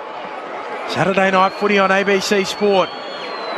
Sherry winning the tap, but onto it on a burst. Humphrey. Long kick towards full forward. Walter very nearly falling to ground, can't complete it. It's slapped out towards full forward. Corsockers it straight into Walter, who spins into a tackle. Archer takes him to ground, follows up. and then holds it in. Ball up to come. Yes. Now full forward here for the Suns, who are really piling on the pain for the Kangaroos late. Up it goes. Sherry slapping it down, coming through Davies-Uniacke. What about rushing the behind? In the end, just picks it up and kicks a high ball towards halfback. Larkey arriving for the Roos. McAndrew there, snaps towards full forward. No mark taken. Core able to grab it for the Roos. Fire out a handball to Scott. And how they can work it out across halfback, the Roos. There's the pumping trademark legs of Bailey Scott there. It's come out to half forward. North Melbourne have a few players around the footy, but it's turned over. Ainsworth, ball comes in on the bounce. Kick wasn't one of the better ones by the Suns. If you're a forward, Hardiman, he pokes it back. He's got Davies-Uniacke. Scott out there at halfback. Might have been Scott. Comes back to Hardiman. Up towards the wing. Sheasel from behind Lazaro. Sheasel still over the footy. Well trapped there by his son's opponent. Sheasel comes up with it. Gives to Shields. Shields dishes to Zerha. Zerha's handball back to Sheasel. Another possession. His kick inside 50. On the bounce, Uland. Couldn't quite trap it. Socket off the ground. Jeffrey sweeping across the top of the goal square. Well tackled by Stevenson. Spun around 360 degrees. Play on the call. Berry. Gives it off to Ballard. His kick up to the wing. Andrew in front. Strong hands in front of Davies-Uniacke. Ripping with a wet, slippery ball and the pressure from behind. Ainsworth again. Solid game from him with a couple of goals. Kicks up towards Long once more. Got rid of his opponent. Beautiful Walter. Scoop up by Walter. Sliding in after the footy there was Fisher. Comes back to Fisher. Another possession on the left boot. He kicks out towards her left half back.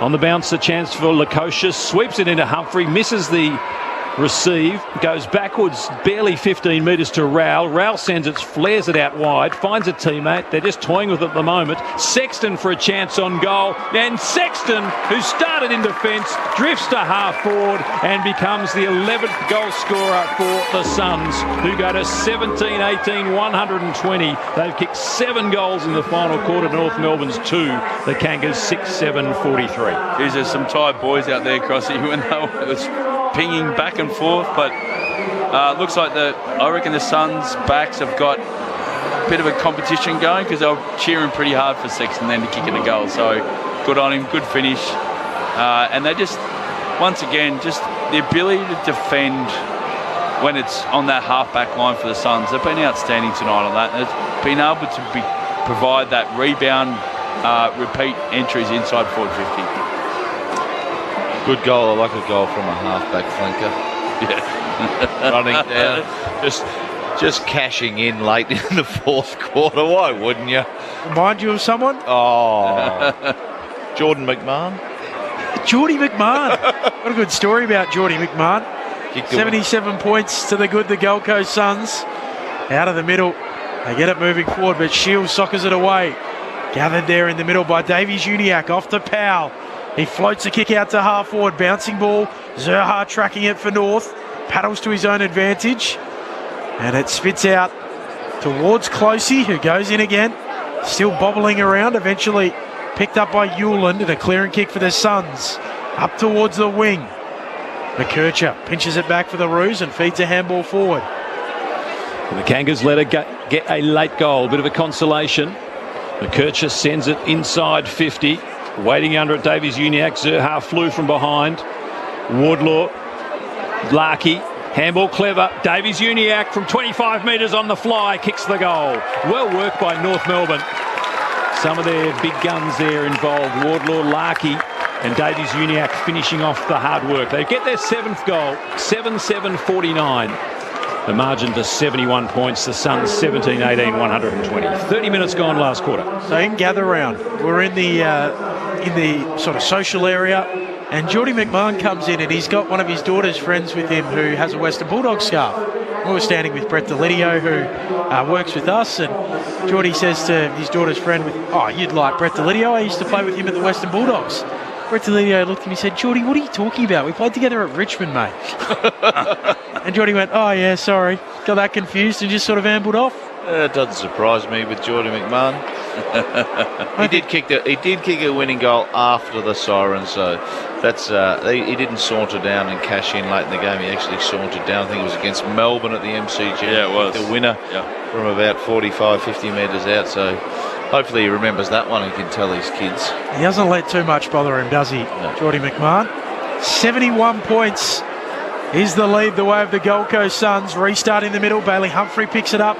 Tumbles a kick inside, attacking 50. Bouncing ball. Ball punches it away. Follows up his own work. Tries to slap it away. Rogers is buzzing around. McDonald soccers it out. Straight to Scott, who will tumble a kick up to the wind. Bouncing ball.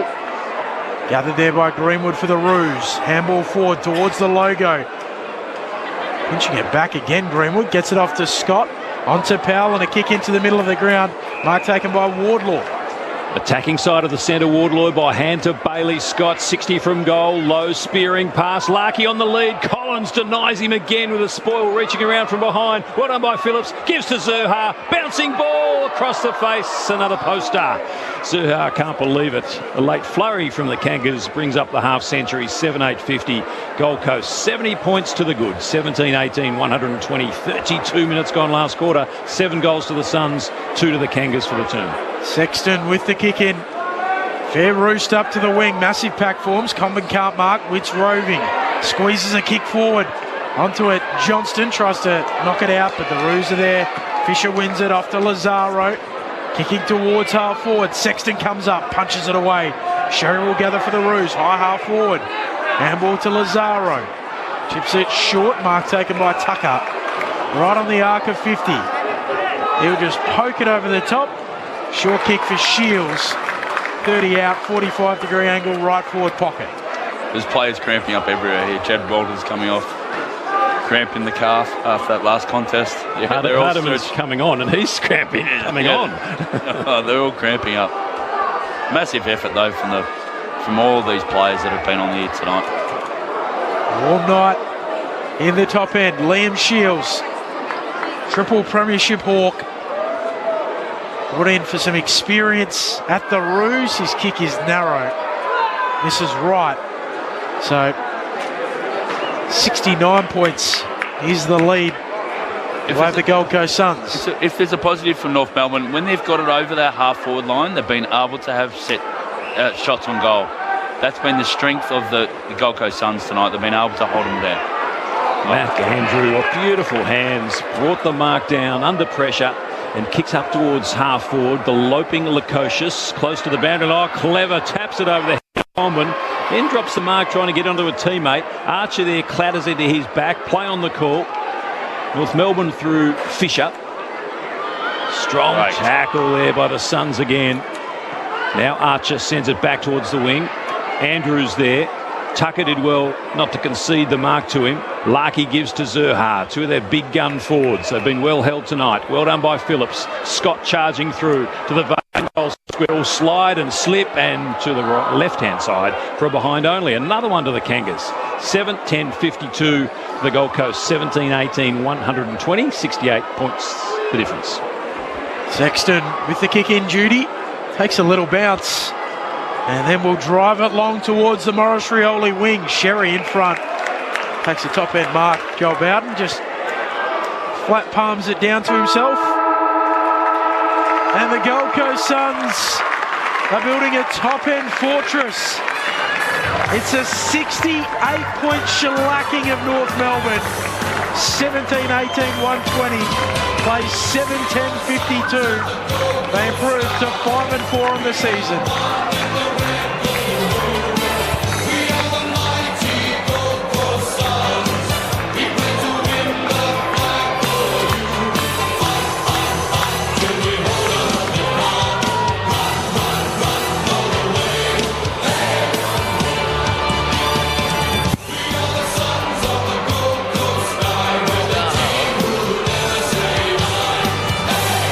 Not sure how much of the song we're picking up, but it is a big win the way of the Gold Coast Suns. You can sing along at home. They win comfortably. 17-18, 120. Play 7-10-52. 68 points, the final margin. The goal kickers for the Gold Coast Suns. 3 going the way of Ben King, 2 to Closey, 2 to Jed Walter, 2 to Wainsworth, Singles to Sexton, to Anderson, to Long, to Witts, to Rogers, and to Johnston. While for North Melbourne, their goal kickers, Jaden Stevenson, Luke Davies-Uniacke, Nick Larkey, Cam Zerha, Darcy Tucker, and Paul Curtis. So, a 68-point win. And as I've said, this is fast becoming a fortress. Jeff White, our number 1 pick, Joel Bowden, the NT Hall of Fame legend. How did you see it here on Saturday Night Footy on ABC Sport? I think just after quarter time, the Suns' ability, they own the contest. Their strength, and we've spoken about it throughout the night, ability to win the ball in the half-back line and then ricochet back. They've half forwards coming up, having a contest. Thought Jed Walter was outstanding with his pressure in the forward line, and they just had a good structure up forward, so they were able to kick. Well, they ended up kicking 17 goals. So the structure was really well sound down forward, and it just gave them a lot of options because they had the repeat entries going inside their forward 50. I thought it was just they came in here as favourites, and in that first quarter it was a bit of an arm wrestle. Could have gone. North Melbourne could have been leading at quarter time if they had a kick straight, but at the end they showed their class, the Suns, the ability to win the contest, win the one-on-ones, and win it from the half-back line. I thought their back six was tremendous tonight. Certainly was a bit of a tussle early, and if the clock ran for 5 more seconds, North would have gone in level pegging at quarter time. But certainly into the second quarter, mostly it was an inaccurate Gold Coast Suns, but they put the foot on the pedal, and to end up having 17 shots at half-time to 7, I think means quite clearly that they were the dominant team in that first half. And then I think we saw, a few blokes cashing in. I like Sexton off the back flank kicking one late there, but they were all kicking a goal. There were multiple goal kickers. I think King got 3, the rest were 2s and 1. And the Suns have, like you said, Ben, they've created a bit of a fortress up here. They know how to play. They know it gets slippery. Tonight we called it about 15 minutes, Rob, but they know that it is about territory football. That's not Northern Territory football, but making sure you get territory. They defended really well. I thought they had an extra back most of the time, but then slingshot from there and got it forward. And when they got it forward, they were able to score. And in the end, their inaccuracy early was somewhat kicked out, where they've ended up with 17 goals, 18. And that's a comprehensive win here. They go into a game on Thursday night against the Geelong Cats, who don't and won't have Jeremy Cameron, and Tom Hawkins is not in good form. And I think the Cats might be a little bit worried coming up here against the Suns. They said today, I think Tom Hawkins is out as well. So 2 of their forwards are out. So another opportunity for someone to step up. I think they've got someone in the reserves who's been playing really well, who they believe is going to be a replacement for when Tom Hawkins retires. So I think if they play like this tonight, the Suns, even though you're playing against a weak opposition, you still got to win it. On that back six was dominant tonight, really outstanding. And then the ability to go through they own the corridor tonight. They forced North Melbourne to go wide, and the few times where North went through the corridor and got over their half forward line, they were dangerous, but few and far between. And it was a really solid performance from the Suns tonight. And I just got to say a couple of shout-outs about Lloyd Johnson in his first game. He's still over. He's walking back over to the crowd. I saw him hugging what looked like his friends and relations here in the Northern Territory. I thought Ben Long is going to be a bit of an unsung hero tonight. I thought he was tight and tough. He's actually one of the toughest footballers I've seen. He would not want to get a hip and shoulder from Ben Long. And Joel Jeffries had a cracking night. He took the game on. He made a couple of mistakes, but he took the game on. He used the ball well, and hopefully he can cement his place there on the half-back flank, because I thought he was really strong off a half-back flank there, probably 20-odd possessions, and looked good. I thought he slotted in the half-back line really well. I thought he used the ball really well, and that's a Hardwick mindset, isn't it? That's his game plan. He loves to have really good kickers off the half-back line. That's his strength at getting it. It was part of what I was going to say. I mean, you look at the conditions here, and it gets greasy, it gets wet, and they're able to play that knock-on, surge on, pin the ball in the front half game that Damien Hardwick likes his teams to play, and it just suits them no pun intended, down to the ground up here, doesn't it? Absolutely, the conditions, and we saw it work with Richmond and Hardwick during that golden era that I loved watching. Yep. But here he's transforming that and transferring it to the north.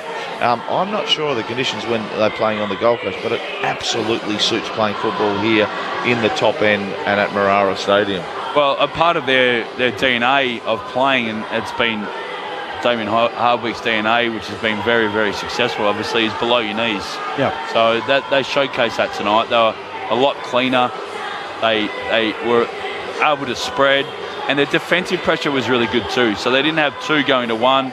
They really had balance around the ball when the ball was in dispute. So it was a good performance. The Gold Coast Suns are just milling about outside the Michael Long Centre down at that end of the ground before they head into those slick facilities where their rooms have been set up. Just having a look at Lloyd Johnston getting around some family and friends, I think. He's been dishing out hugs and taking selfies. How good is this? We always say, I mean, you can't be what you can't see, can you? And these kids here in the Territory get a chance to see what they may well one day want to become. Absolutely. So Ben Long's on the far side there. He's in the St Mary's forward pocket, we'll call it. Lloyd Johnston's down here. We're going to call this the Pints forward pocket. Here are two local lads who grew up here playing their footy. You know, just 2 years ago, Rob, we saw Lloyd Johnston running up and down the wing for the Wanderers Football Club. Here he is playing his first game. And I think it's just fantastic because the advent of the mobile phone that takes photos, all these kids are going to have a memory with Lloyd Johnston that they will go back home and they will be able to show everyone. This photo that Lloyd Johnston just took there, that'll go viral in whatever community it is in the Northern Territory. And that's one of the things that we're talking about with this 20th team. You can't be what you can't see, and that's the opportunity to reshape the landscape of the Northern Territory, potentially, Ben, with the 20th team. And he doesn't want to leave, does he? No, so him and Long's coming back now, but he's 200 metres away from the players that are, I dare say, want to get into the rooms and cool down. Yeah. But they're doing the right thing. Obviously, they're waiting for him, and I love that he's interacting with the crowd. It's really, really special moment for the community up here, like Joel said. But obviously, a local that's getting amongst all the fans. So it's awesome to see. It is a result as well that does move the Gold Coast Suns right to the edge of the 8. So just outside, looking in at the moment, only on percentage. So 5-4 from their 9 games, just sitting in 9th place. And they haven't played finals yet in their existence. So a real chance to do so this season if they keep going the way that they are. Just a little bit about Jed Walter. I mean, what we saw from him tonight, I think, Whitey, you in particular, you were very big on what he might become and just the signs that he's showing at the moment. Just his presence, power forward. And when you think about back to when Damien Hardwick started in pre-season, he was really excited about Jed Walter. There's a few others that he was obviously excited about, but he knew that something special about this power forward that had come through the Allies. They had a really successful campaign last year, but he broke his collarbone, so he was out for a period of time. They brought him straight in, no reserves, no lead up. Obviously went through his test, and that's how much they rate Jed Walter in that side, and what he showed tonight. I mean, so many times, Crossy you wanted to see him, you were looking forward to see him, and how many times you saw him going for the mark. There's going to be one game he's going to tear it apart. I mean, the kid's 18, 19. Yeah. It's a massive future. But the most... Still only 18. Still only 18. The most impressive part, though, tonight, what I saw, this is his best game for the Suns. His second and third effort. There's one play there in the last quarter. He's gone for the mark. He's dropped it, laying on his back. He then reaches over, gets the second and third effort. The ball goes back over, and that's when Long kicks a goal. So it was all his efforts, inside forward 50 was amazing. The Suns players still gathering out the front of the Michael Long Centre and just taking it all in while poor old Charlie Lazaro just tops up his running for the night. Not much fun is that. Took Miller, he caught up with Alistair Lynch, courtesy of Fox, the host broadcaster a short time ago. Let's have a listen. A really hard-fought win, 12 goals in the second half. You must be pleased with that. Yeah, definitely. I mean, North, especially at the start of the game, they really gave it to us. I think the conditions play a role in that as well, but we played really well up here. I thought we got our game and our system on point. Our pressure was really, really strong, and we managed to finish the game really well. Few bugs about nearly got you then. But you mentioned North Melbourne started well after a disappointing effort last week. Realistically, probably the most disappointing game for the year for the Suns. You look like you were a bit slow out of the blocks early.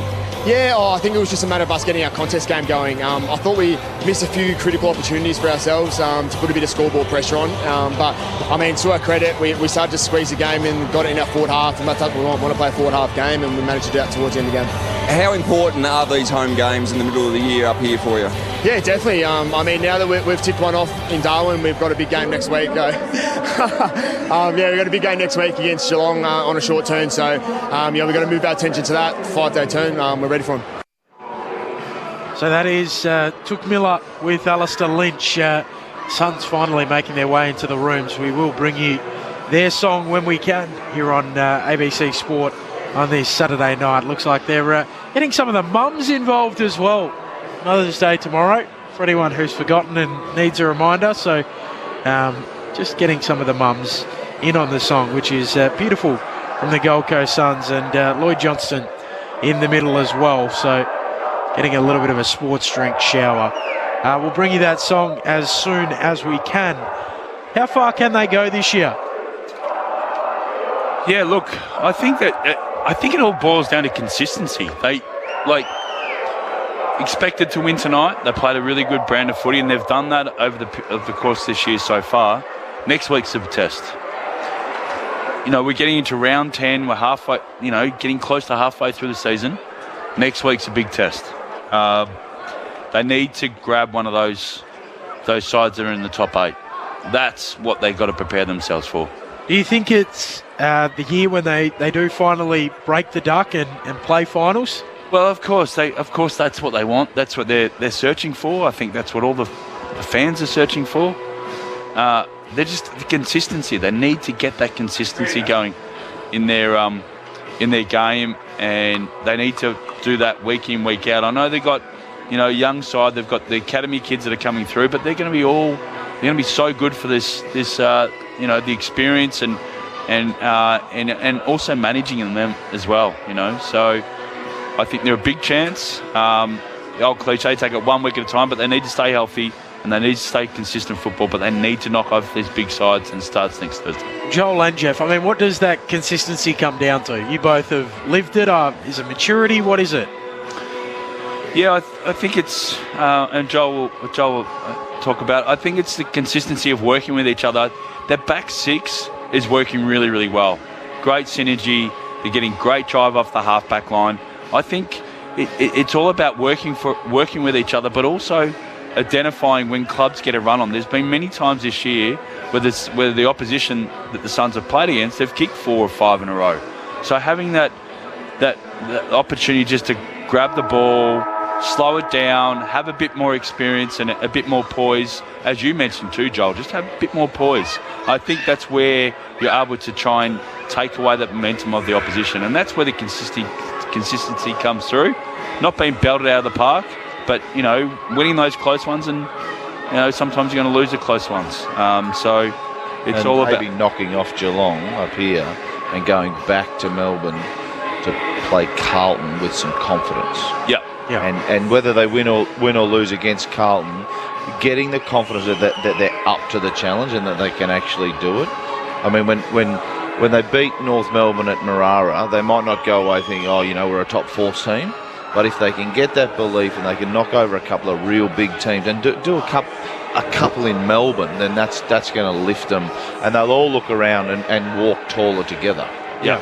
Well, I mean, not to put the horse before the cart, but if they can win next week, given the conditions up here suit them and they're playing well, it's all of a sudden 6-4, which is a pretty good launching pad. And then, as Joel's saying, if you've got your tail up and you go to Melbourne and win over Carlton, all of a sudden 7-4, the lid's off. So it's right there in front of the Gold Coast Suns, no doubt about that, to roll on. And I think the other consistency part about that is trust the process. Trust.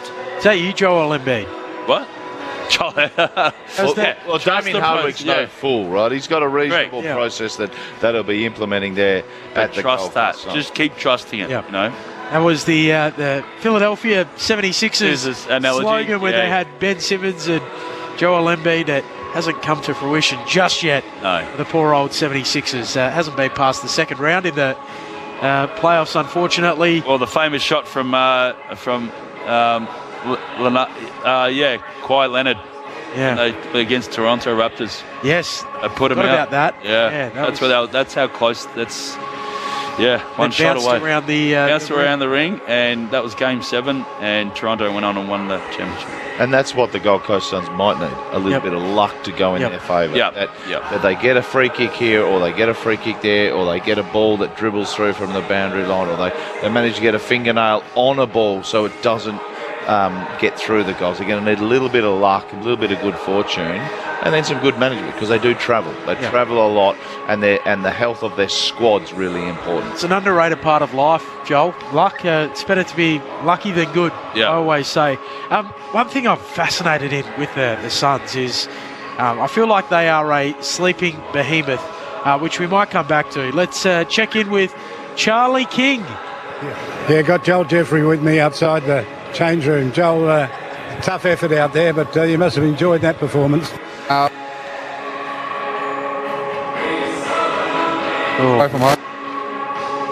We might get you to just walk around a little bit, Charlie. Get Joel to just jump around. I think make sure you're facing towards us and see if we can hear it. Is that better? Yeah, that's better. Yeah, obviously, like I said, we love coming up here. This is our conditions. We train in it pre-season, so to come up here and get another win, it's an unreal feeling. And we've got to back it up again on Thursday against the Cats. All right, we'll go up to Ben and the team up in the commentary box. Ben. Joel, how special was it playing in front of family and friends, I assume, here today at home? No, obviously, unreal feeling. To have all the family and friends come down and watch. Well, we're just struggling a little bit with that line, which is a real shame, because it would have been a real treat to hear from Joel Jeffrey, but it doesn't. Well, Ben, let me give you another Joel's perspective. In 1999, I came up here with the Richmond Football Club, and we played against a Northern Territory combined team, and that was one of the highlights of my career, to come up here and play footy in the Northern Territory. So I can only imagine that Joel Jeffrey, whose dad, as I said earlier in the call, Russell, was an absolute champion, played at St Kilda, captained premierships up here with Palmerston Football Club, and coached me in actually 1995 at the Teal Cup competition. What was he like as a coach? Quiet but scary, and I was only a young fella, but he was quiet but a little bit intimidating.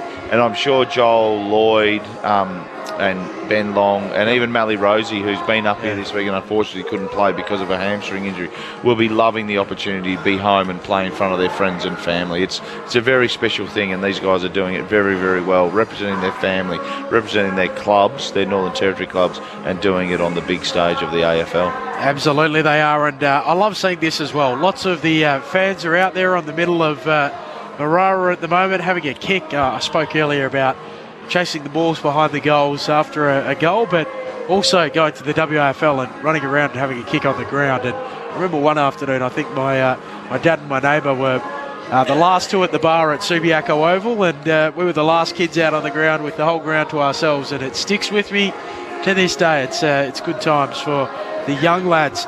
The academy kids, Whitey, I feel like Damien Hardwick, he looked down the pike and thought, gee, I can go live in the Gold Coast, live a little bit off Broadway, live in the sunshine, and I've got all of these academy kids coming down the pike where I can maybe make this into an absolute behemoth. How true is that as someone who lives up there and knows it well? Well, one of the things I've said, I've done a few interviews over the last couple of weeks actually in relation to that. Outstanding talent that's come through, and credit to the Suns Academy. But all I will say is wait till next year. Yeah. Like Damien Hardwick's going, oh, hello, we've got some others coming through. And we mentioned Buddy Euland's younger brother, Zeke, but there's heaps of other kids that are coming through. But, yeah, I love the way they're managing those players. Ethan Reid's been managed. Jake Rogers came in and he's won his Rising Star. And they've just been able to manage him really, really well. And I really am, Will Graham as well, a tackling machine, and then you saw Jed Walter tonight. So, yeah, it just adds to the excitement of the team in the future. As a Melbourne person, I look at the players that we're playing, the Calla Windsors and the Rivers and the Judd McVie, those players, that's the future. You need those kids to be playing and get the experience, and exactly what the Suns are doing right now. They're going well, so improved to 5-4 on the season with a 68-point win, 17-18, 120 play, 7-10-52. A word on North. What did you make of them, Joel Bowden, here on ABC Sport? Oh, they were disappointing after quarter time, and certainly didn't adapt to the conditions, and that's not their fault. They just haven't played in these conditions much at all. But they're going to struggle, as you've seen this season. They're going to have to get some good draft picks, and they may have to recruit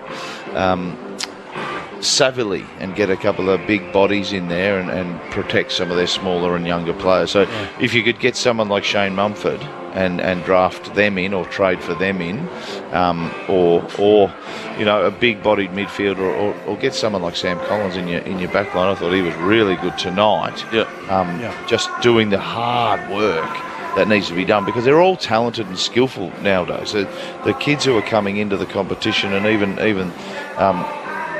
the trades that happen, everyone's got the skills. It's whether you can execute it under pressure and whether you can be given that little bit of confidence by those around you, I think. And they're the bigger guys. They're the if you could get Shane Mumford or you could get Sam Collins into your team, that'll help a younger group. But Alistair Clarkson is a proven and tried and tested coach. He will have a longer term plan. He would not have come into this season thinking this is going to be a season where we get 10 wins. He'll have a longer term plan, and he'll set that out for the club, and they will work towards that, no doubt. Yeah, they almost have no one between the sort of ages of 26 and sort of 30, if you will. So the only ones they do have, Luke McDonald, Aidan Corr, and Darcy Tucker. So they've sort of got this gap in the middle. They've got lots of kids, a few older guys, but not much in the middle, unfortunately. North Melbourne, what did you make of them, Whitey? I just think I firmly believe they're going to be extremely active at come trade period. I reckon that, and the reason why I said there was a lot of discussion during the week saying that this draft coming up this year is a lot of midfielders. I don't necessarily think they need midfielders. They've got really exciting young midfielders. They're going to take them through the next decade. So that's not what they need to go for. Yeah, I reckon they're still going to hold on, if they finish bottom of the ladder, hold on to that number one draft pick. But I really firmly believe, and you just mentioned there, 26-30, they need an injection of experience. And I think they're going to be extremely active come trade period. And that's the only way they're going to bounce off the bottom of the ladder. Hindsight's always 20/20, but we spoke about the fact that their only win in their last 29 games, now 30, was against the Gold Coast Suns. So round 24 last year, they won 20-12-132 to 14-13-97. Nick Larkey booted 9. That is the game that cost them Harley Reid. Yeah. So it feels. We don't encourage the T word. No. But it feels very North Melbourne. They might have missed out on this generational talent with a win that they didn't need for no reason. I saw them put during the week on Twitter. You've obviously got to visit it, but they went back on Twitter, or X as we call it now, about the last game they played against the Suns, and the comments underneath was all about Harley Reid. Yeah. So sometimes there's a time and place, but that's why I feel that I really believe they're going to be extremely active in the trade period. But the other thing is, who are the players? Like, how are they going to attract those players that are the 26 to 30 that want to play in finals? So it's a bit of a. Yeah, they've been a bit unlucky. It is difficult. I was speaking to.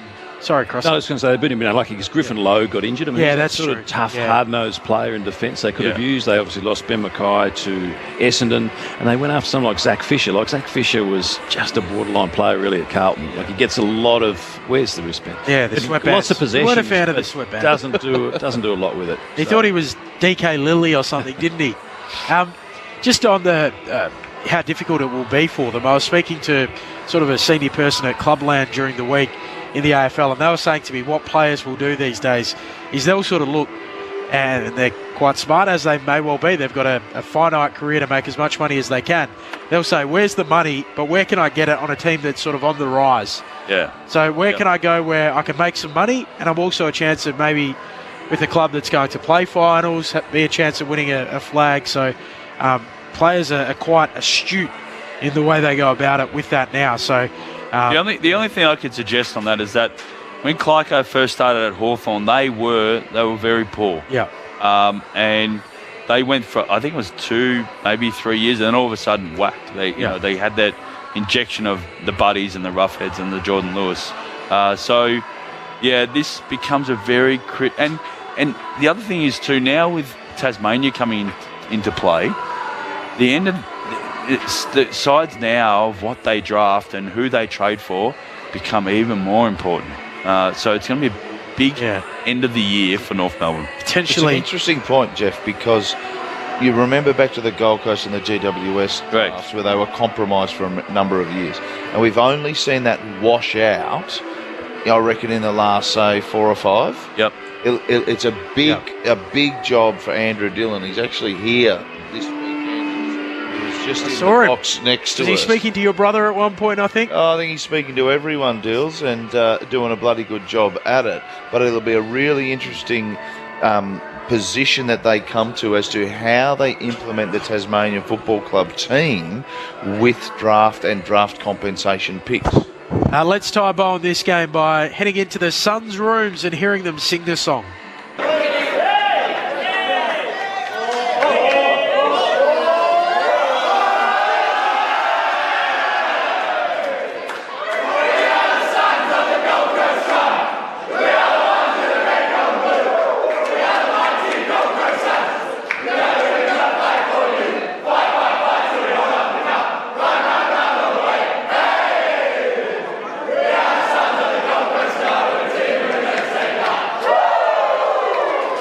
So the Gold Coast Suns singing this song, they win by 68 points, 17-18, 120 plays, 7-10, 52 to improve their record on the season to 5-4. The North Melbourne Kangaroos slipped to zip and 9. Elsewhere today, Joel, maybe just cover up your ears if you can hear. This was not good. Not pretty. The Western Bulldogs 19-19, 133 to 6-6-42. A 91-point win the way of the Western Bulldogs over Richmond. Okay, Joel, can I please get you to just take off your commentary hat, which you've done with distinction tonight, and put on your hat for the Minister for Infrastructure, which is relevant. Planning and Logistics, Minister for Business and Jobs, relevant again. Minister for Skills Training and International Education, and most relevant, Minister for Tourism and Hospitality, as well as Minister for Recreational Fishing.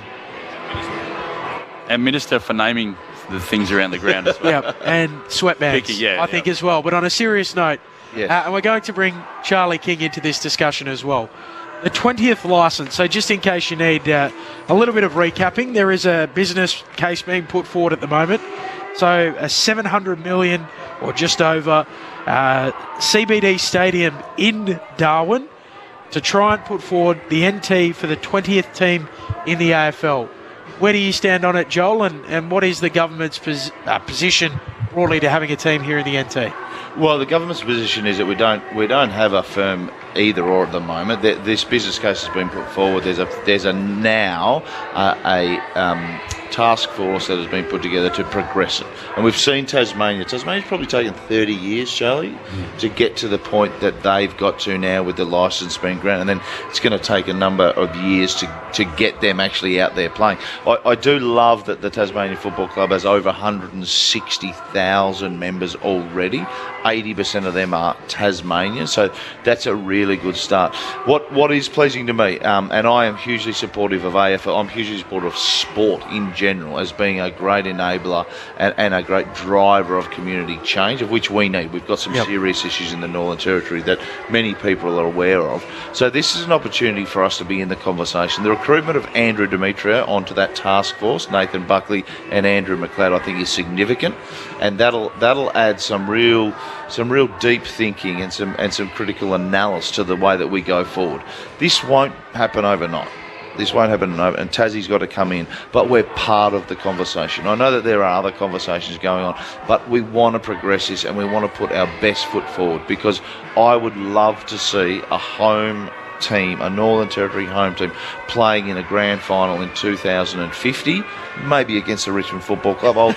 I'll toss the coin or something like that. You could be the Premiership Cup ambassador for both teams. Give it away to both teams, so it's a win-win situation. But I think it could change the shape and the face of the Northern Territory, something like this, as big as this. But it would need commitment from so many people, and not just individuals, corporations, governments, and the AFL. On the whole. You're not talking tomorrow, you're talking 10, 15 years' time.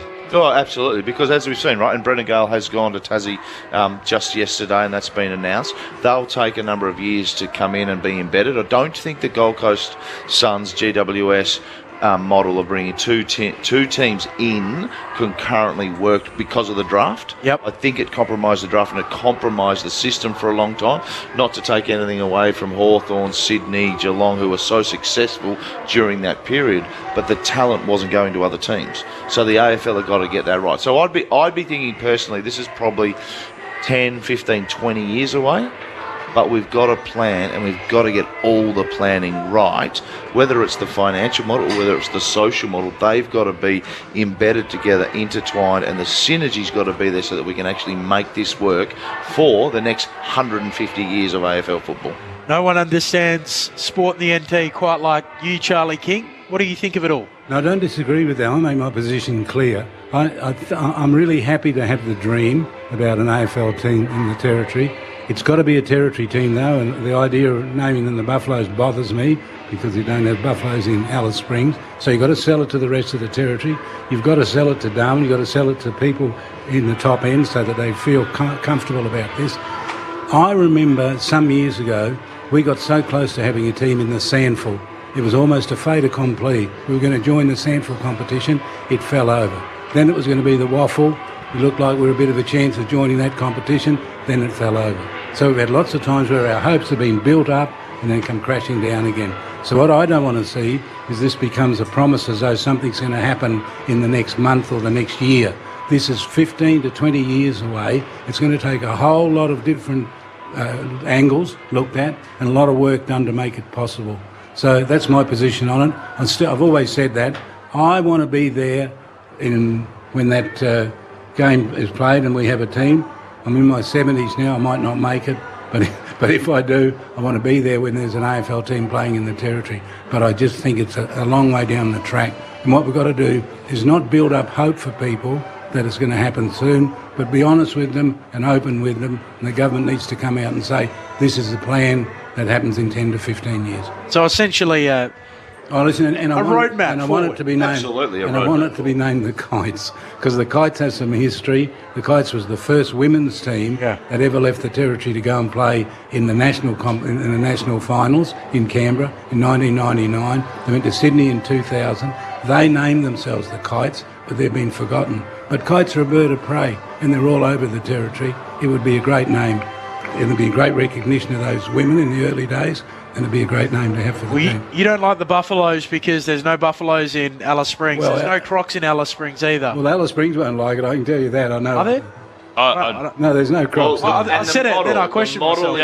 The model is yet to be finished, right? This is one of the first or second steps on a marathon that is going to need so much work. My brother Sean is part of that task force, so that's great. I've got vicariously living through him on that committee, and I'm in the government. So our family's embedded in the Northern Territory, and we are committed to the Northern Territory, and being committed to an element of it like AFL is something that I just can't think of a better way to contribute to the community and the social cohesion in the Northern Territory going forward. Charlie, I mean, few people understand the overlap between sport and social cohesion better than you. How important is it from that element? Well, I mean, social cohesion has to happen for sure, but there's a lot of work to be done. And what you can't be doing is taking money that would be used to deal with some of the social problems and building a stadium with them or something like that. You just can't do that because you'll get such a pushback from the business communities of the territory who, you know, every time there's an election, crime becomes such a big issue. We haven't dealt with crime well enough yet. There's still a lot of work to be done dealing with crime, and it costs money, costs a lot of money. So don't take money from that to chase a dream that is 10, 15 years old. And Charlie's right. We have to address crime in the community. We have to address the lack of education, the disadvantage in the Northern Territory. We have to address that. Yeah. And we also have to give people something to believe in and something to dream of and dream for. Lloyd Johnson's down there taking selfies with his friends and families. I wonder if he ever dreamed of playing AFL football. I hope he did.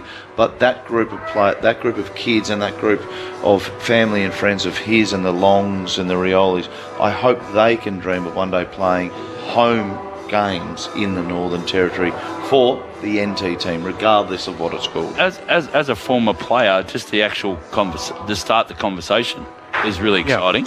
When I heard it the other day, but then to actually hear that Demetrio, Buckley and McLeod are involved is extra exciting because there's substance behind it. Peter Jackson's on that task force. Yeah. There's a guru, which is great. Sorry to interrupt, but it's not those guys that we've got to convince. It's the rest of the territory that's got to be convinced. No, I understand that, but I understand that, Charlie. But just to actually talk about it, to actually start the conversation, but then to have such icons of the game a part of something. Last bit on it before we move on a little bit, but the practicalities of the weather. How would it work in terms of the seasons up here in Darwin? Well, the AFL season is played through our winter, which is our dry season. Clearly tonight the ball got a bit slippery and the players are getting tired. What I would say though, imagine if you played 10 home games in the Northern Territory. I reckon you'd win 80%. It'd be a fair advantage. It'd be like at Idiot Park, wouldn't it? There'd be a competitive advantage of playing 10 games in Darwin. You'd most certainly be playing games in Alice Springs, which there may not be a competitive advantage there. But let's say you play 10 in the top end, you've got another 12. Well, you win 8 up here. You've got to win how many out of the next 12? Jeff? 4 not or many. 5. Yeah. 4 or 5 on the Normally 12 or 13 is 12 it? or 13. To get over the line. There's an opportunity to have a competitive advantage on your home ground. I don't think the weather's a issue for the home team. I think it would be a competitive advantage. Now, people would complain about the look of the game and whether it's going to be an attractive brand of football up here. That was somewhat of the debate around Tasmania as well. Maybe. However, we've seen rules change over the last however many years, and we've seen an adaptation by the coaches and the player, and I don't think the game's ever been like. I think it's never been better. Like the skills, the physicality, the training has just gone above and beyond. Like, you know, Jeff, when you and I used to play, we used to run around a bit, do a pre-season. Now they are just going to the nth degree, and it'll be, you know, clubs saying, hang on, we're going to the Northern Territory to play the NT team. It won't be a little bit of soap on the ball. It'll be, you know, getting your mind tuned into it. We used to go over to Perth a few days before because Perth was so far away from Melbourne. You know, you go 2 or 3 days to acclimatise. There'll be different opportunities, and players in 20 years' time, they'll be earning $1 million as the average salary in the AFL, not $400,000 as the average salary. This is big business in Australia. We are going to grow and grow, and the Northern Territory should be, and I think deserves to be part of it. It just makes sense to me. There's great romance as well to colouring in the map, isn't there? Finishing the nation and having a team in every part of the country. I think we've eaten our greens, haven't we? So now we can do the fun stuff. The name. You're a kites man, Charlie, which I must admit I'm going to have to go home and read up on my bird watching to learn a little more about the kites. You're doing a few tours this week, so you might as well. I'm going to go see the Crocs, Charlie, which I'm very excited about. Well, the kites versus the eagles, that'd be something, or the hawks or something. Great Sorry, Charlie, you go. No, I was just going to say, I wanted to make a comment about naming the wings, and we mentioned the name this wing, the McLeod wing, and that the other one. Well, this is the Rioli stand. Yeah. We can have the McLeod wing. We could have the Buckley end. We could have the long Rioli. Why don't we get on the front foot and do this locally, but don't name these things forever. Name them for a maximum of 5 years. So that can become such and such a goal, like one of the goal umpires, for instance. They for do 5 it years plans. They and then change it, ends and of then the keep ground. changing it, you know. Oh, I don't hate it as an idea. I like the little time limit on it, Charlie. It's kind of like, I think you've just got back from Bali. People can buy land in Indonesia, but only for 99 years, and then they've got to give it back to the government, Charlie. So a little bit like that. We can just let Bucks and Bungie McLeod have their wing for a little period of time. Yeah. Are those the two? You guys are the Territorians, Crossy. Are those the two that deserve some recognition? Joel's sort of suggesting maybe some Bowden recognition. No, we don't need any of that. But I think Michael Long, who is recognised in the Michael Long Centre, and Morris Rioli here, are very important. There are many great people who have contributed to our game, and some of them off the field, Charlie. You know, we have a number of volunteers and administrators over time who have contributed significantly. A lot of our medals, a bit like the Brownlow medal, up here are named after administrators. So there's a lot of people behind the scenes, and something like football, the burgeoning opportunity that is in front of us will be looked after by administrators at this point in time, by former players and administrators and volunteers, and that's important. And can I just say, and what we need to do is plan to have footy matches played here when it's a standalone event and not have something competing with it. Tonight there's a big Seabreeze Festival on, and thousands of people have gone to the Seabreeze Festival. They didn't come to the footy tonight. We've got to be better than that. We've got to be able to have something that stands alone and get the rest of the territory interested. It's a good point, Charlie. Okay, team names. Kites, you're a Buffaloes man, Joel? Oh, I'm a Tiger at heart. There will be a lot of research done on this. It won't be something decided upon because, you know, a few people got in a room and do it. There'll be a lot of research, just like was done with Gold Coast, just like was done with GWS. There'll be research because it's important, because football and AFL is a big money ticket, and it's a product that needs to be saleable and marketable, and that's what it'll come to. We love a focus. What name would you want it to be? What name would I want it? The NT team. That's what I'm after in the beginning, Charlie. What about you, Whitey? Crocs? Yep. What about you, Crossy? Yeah, I hear what Charlie's saying about the Kites, and I like that as well, with Crocs and Buffaloes, or if we, as a Blues supporter, maybe they could be the Ochres. The Ochres? I don't mind the Ochres either. I like the Buffaloes or the Crocs, I must admit. I'm sorry, Charlie. I take your point. I like... There's cool games that are not used. But I also think is the colours. I love those colours. I played against NT under 15s, 17s, then played against actually when they were in the NEFL, I think they were, Charlie. They were. In 09. Thunder. We are fast running out of time. I haven't got any votes. Who have you got for me here, Whitey? Radio. One vote. Sam Closey. Kick 2 off the wing. Thought he was outstanding tonight. Just the ball use was outstanding. Just his ability to keep the width and own that space. It was really, really good. 2 votes to McAndrew. Yep. Thought he was great down back.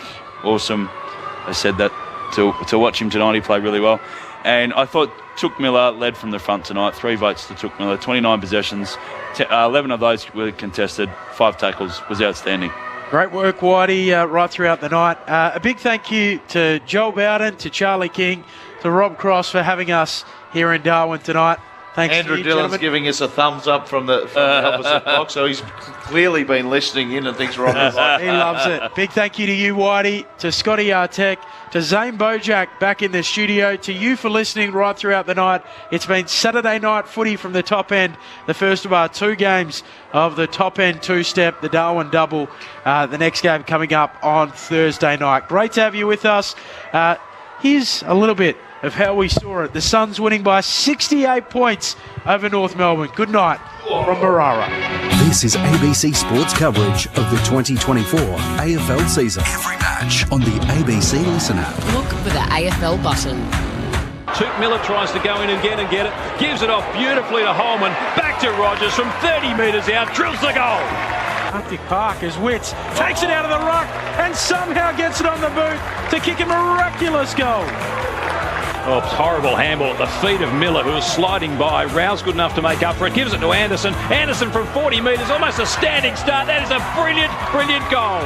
Core leads in the race for the ball in front of King and does it cleverly. Disguises it. No, he didn't disguise it. He's been pinged for deliberate out of bounds. And it will be the local player, Lloyd Johnston, in the pocket. He's a right footer, so good side for him. Just 15 metres out, but right on the boundary. Left forward pocket. Johnston for his first goal. Missed one in the first quarter. Runs around now. The snap. It curls. It's through. Lloyd, you good thing. He's kicked that. Go to the territory, boys. And they run to him from everywhere. Each time a first goal in a player's career is kicked. Red and yellow jumpers everywhere in the left forward pocket at Marara. Larky can't mark. Spoiled down. Stevenson rose. Swivels, snaps and goals. His second. The drop punt is pretty pure. It is very pure. Put his crown on. Ben King with a beautiful finish from outside 50. Took Miller. Plum in front. 45 out. His drop punt is straight through the middle. Andrew spoils it away. Slips out the back. Tucker trailing it in. Sockers it on goal. It's through. Flat palms it down to himself. And the Gold Coast Suns are building a top-end fortress. It's a 68-point shellacking of North Melbourne. Juggling it, Walter gets it on the boot and pokes it through. More reward for Walter as the Gold Coast Suns go past 100. Out comes Comben, gets the leg break, misses him. Quick snap from the pocket. Is that Long again? It's going to bounce through. Oh, they're turning it on. Ben Long gets another one. And Long's second goal of the quarter. The snap from the boundary line from 30 metres, vacant goal square. Ralph sends it, flares it out wide, finds a teammate. They're just toying with it at the moment. Sexton for a chance on goal. And Sexton, who started in defence, drifts to half forward and becomes the 11th goal scorer for the Suns. Flat palms it down to himself. And the Gold Coast Suns are building a top-end fortress. It's a 68-point shellacking of North Melbourne. The 2024 AFL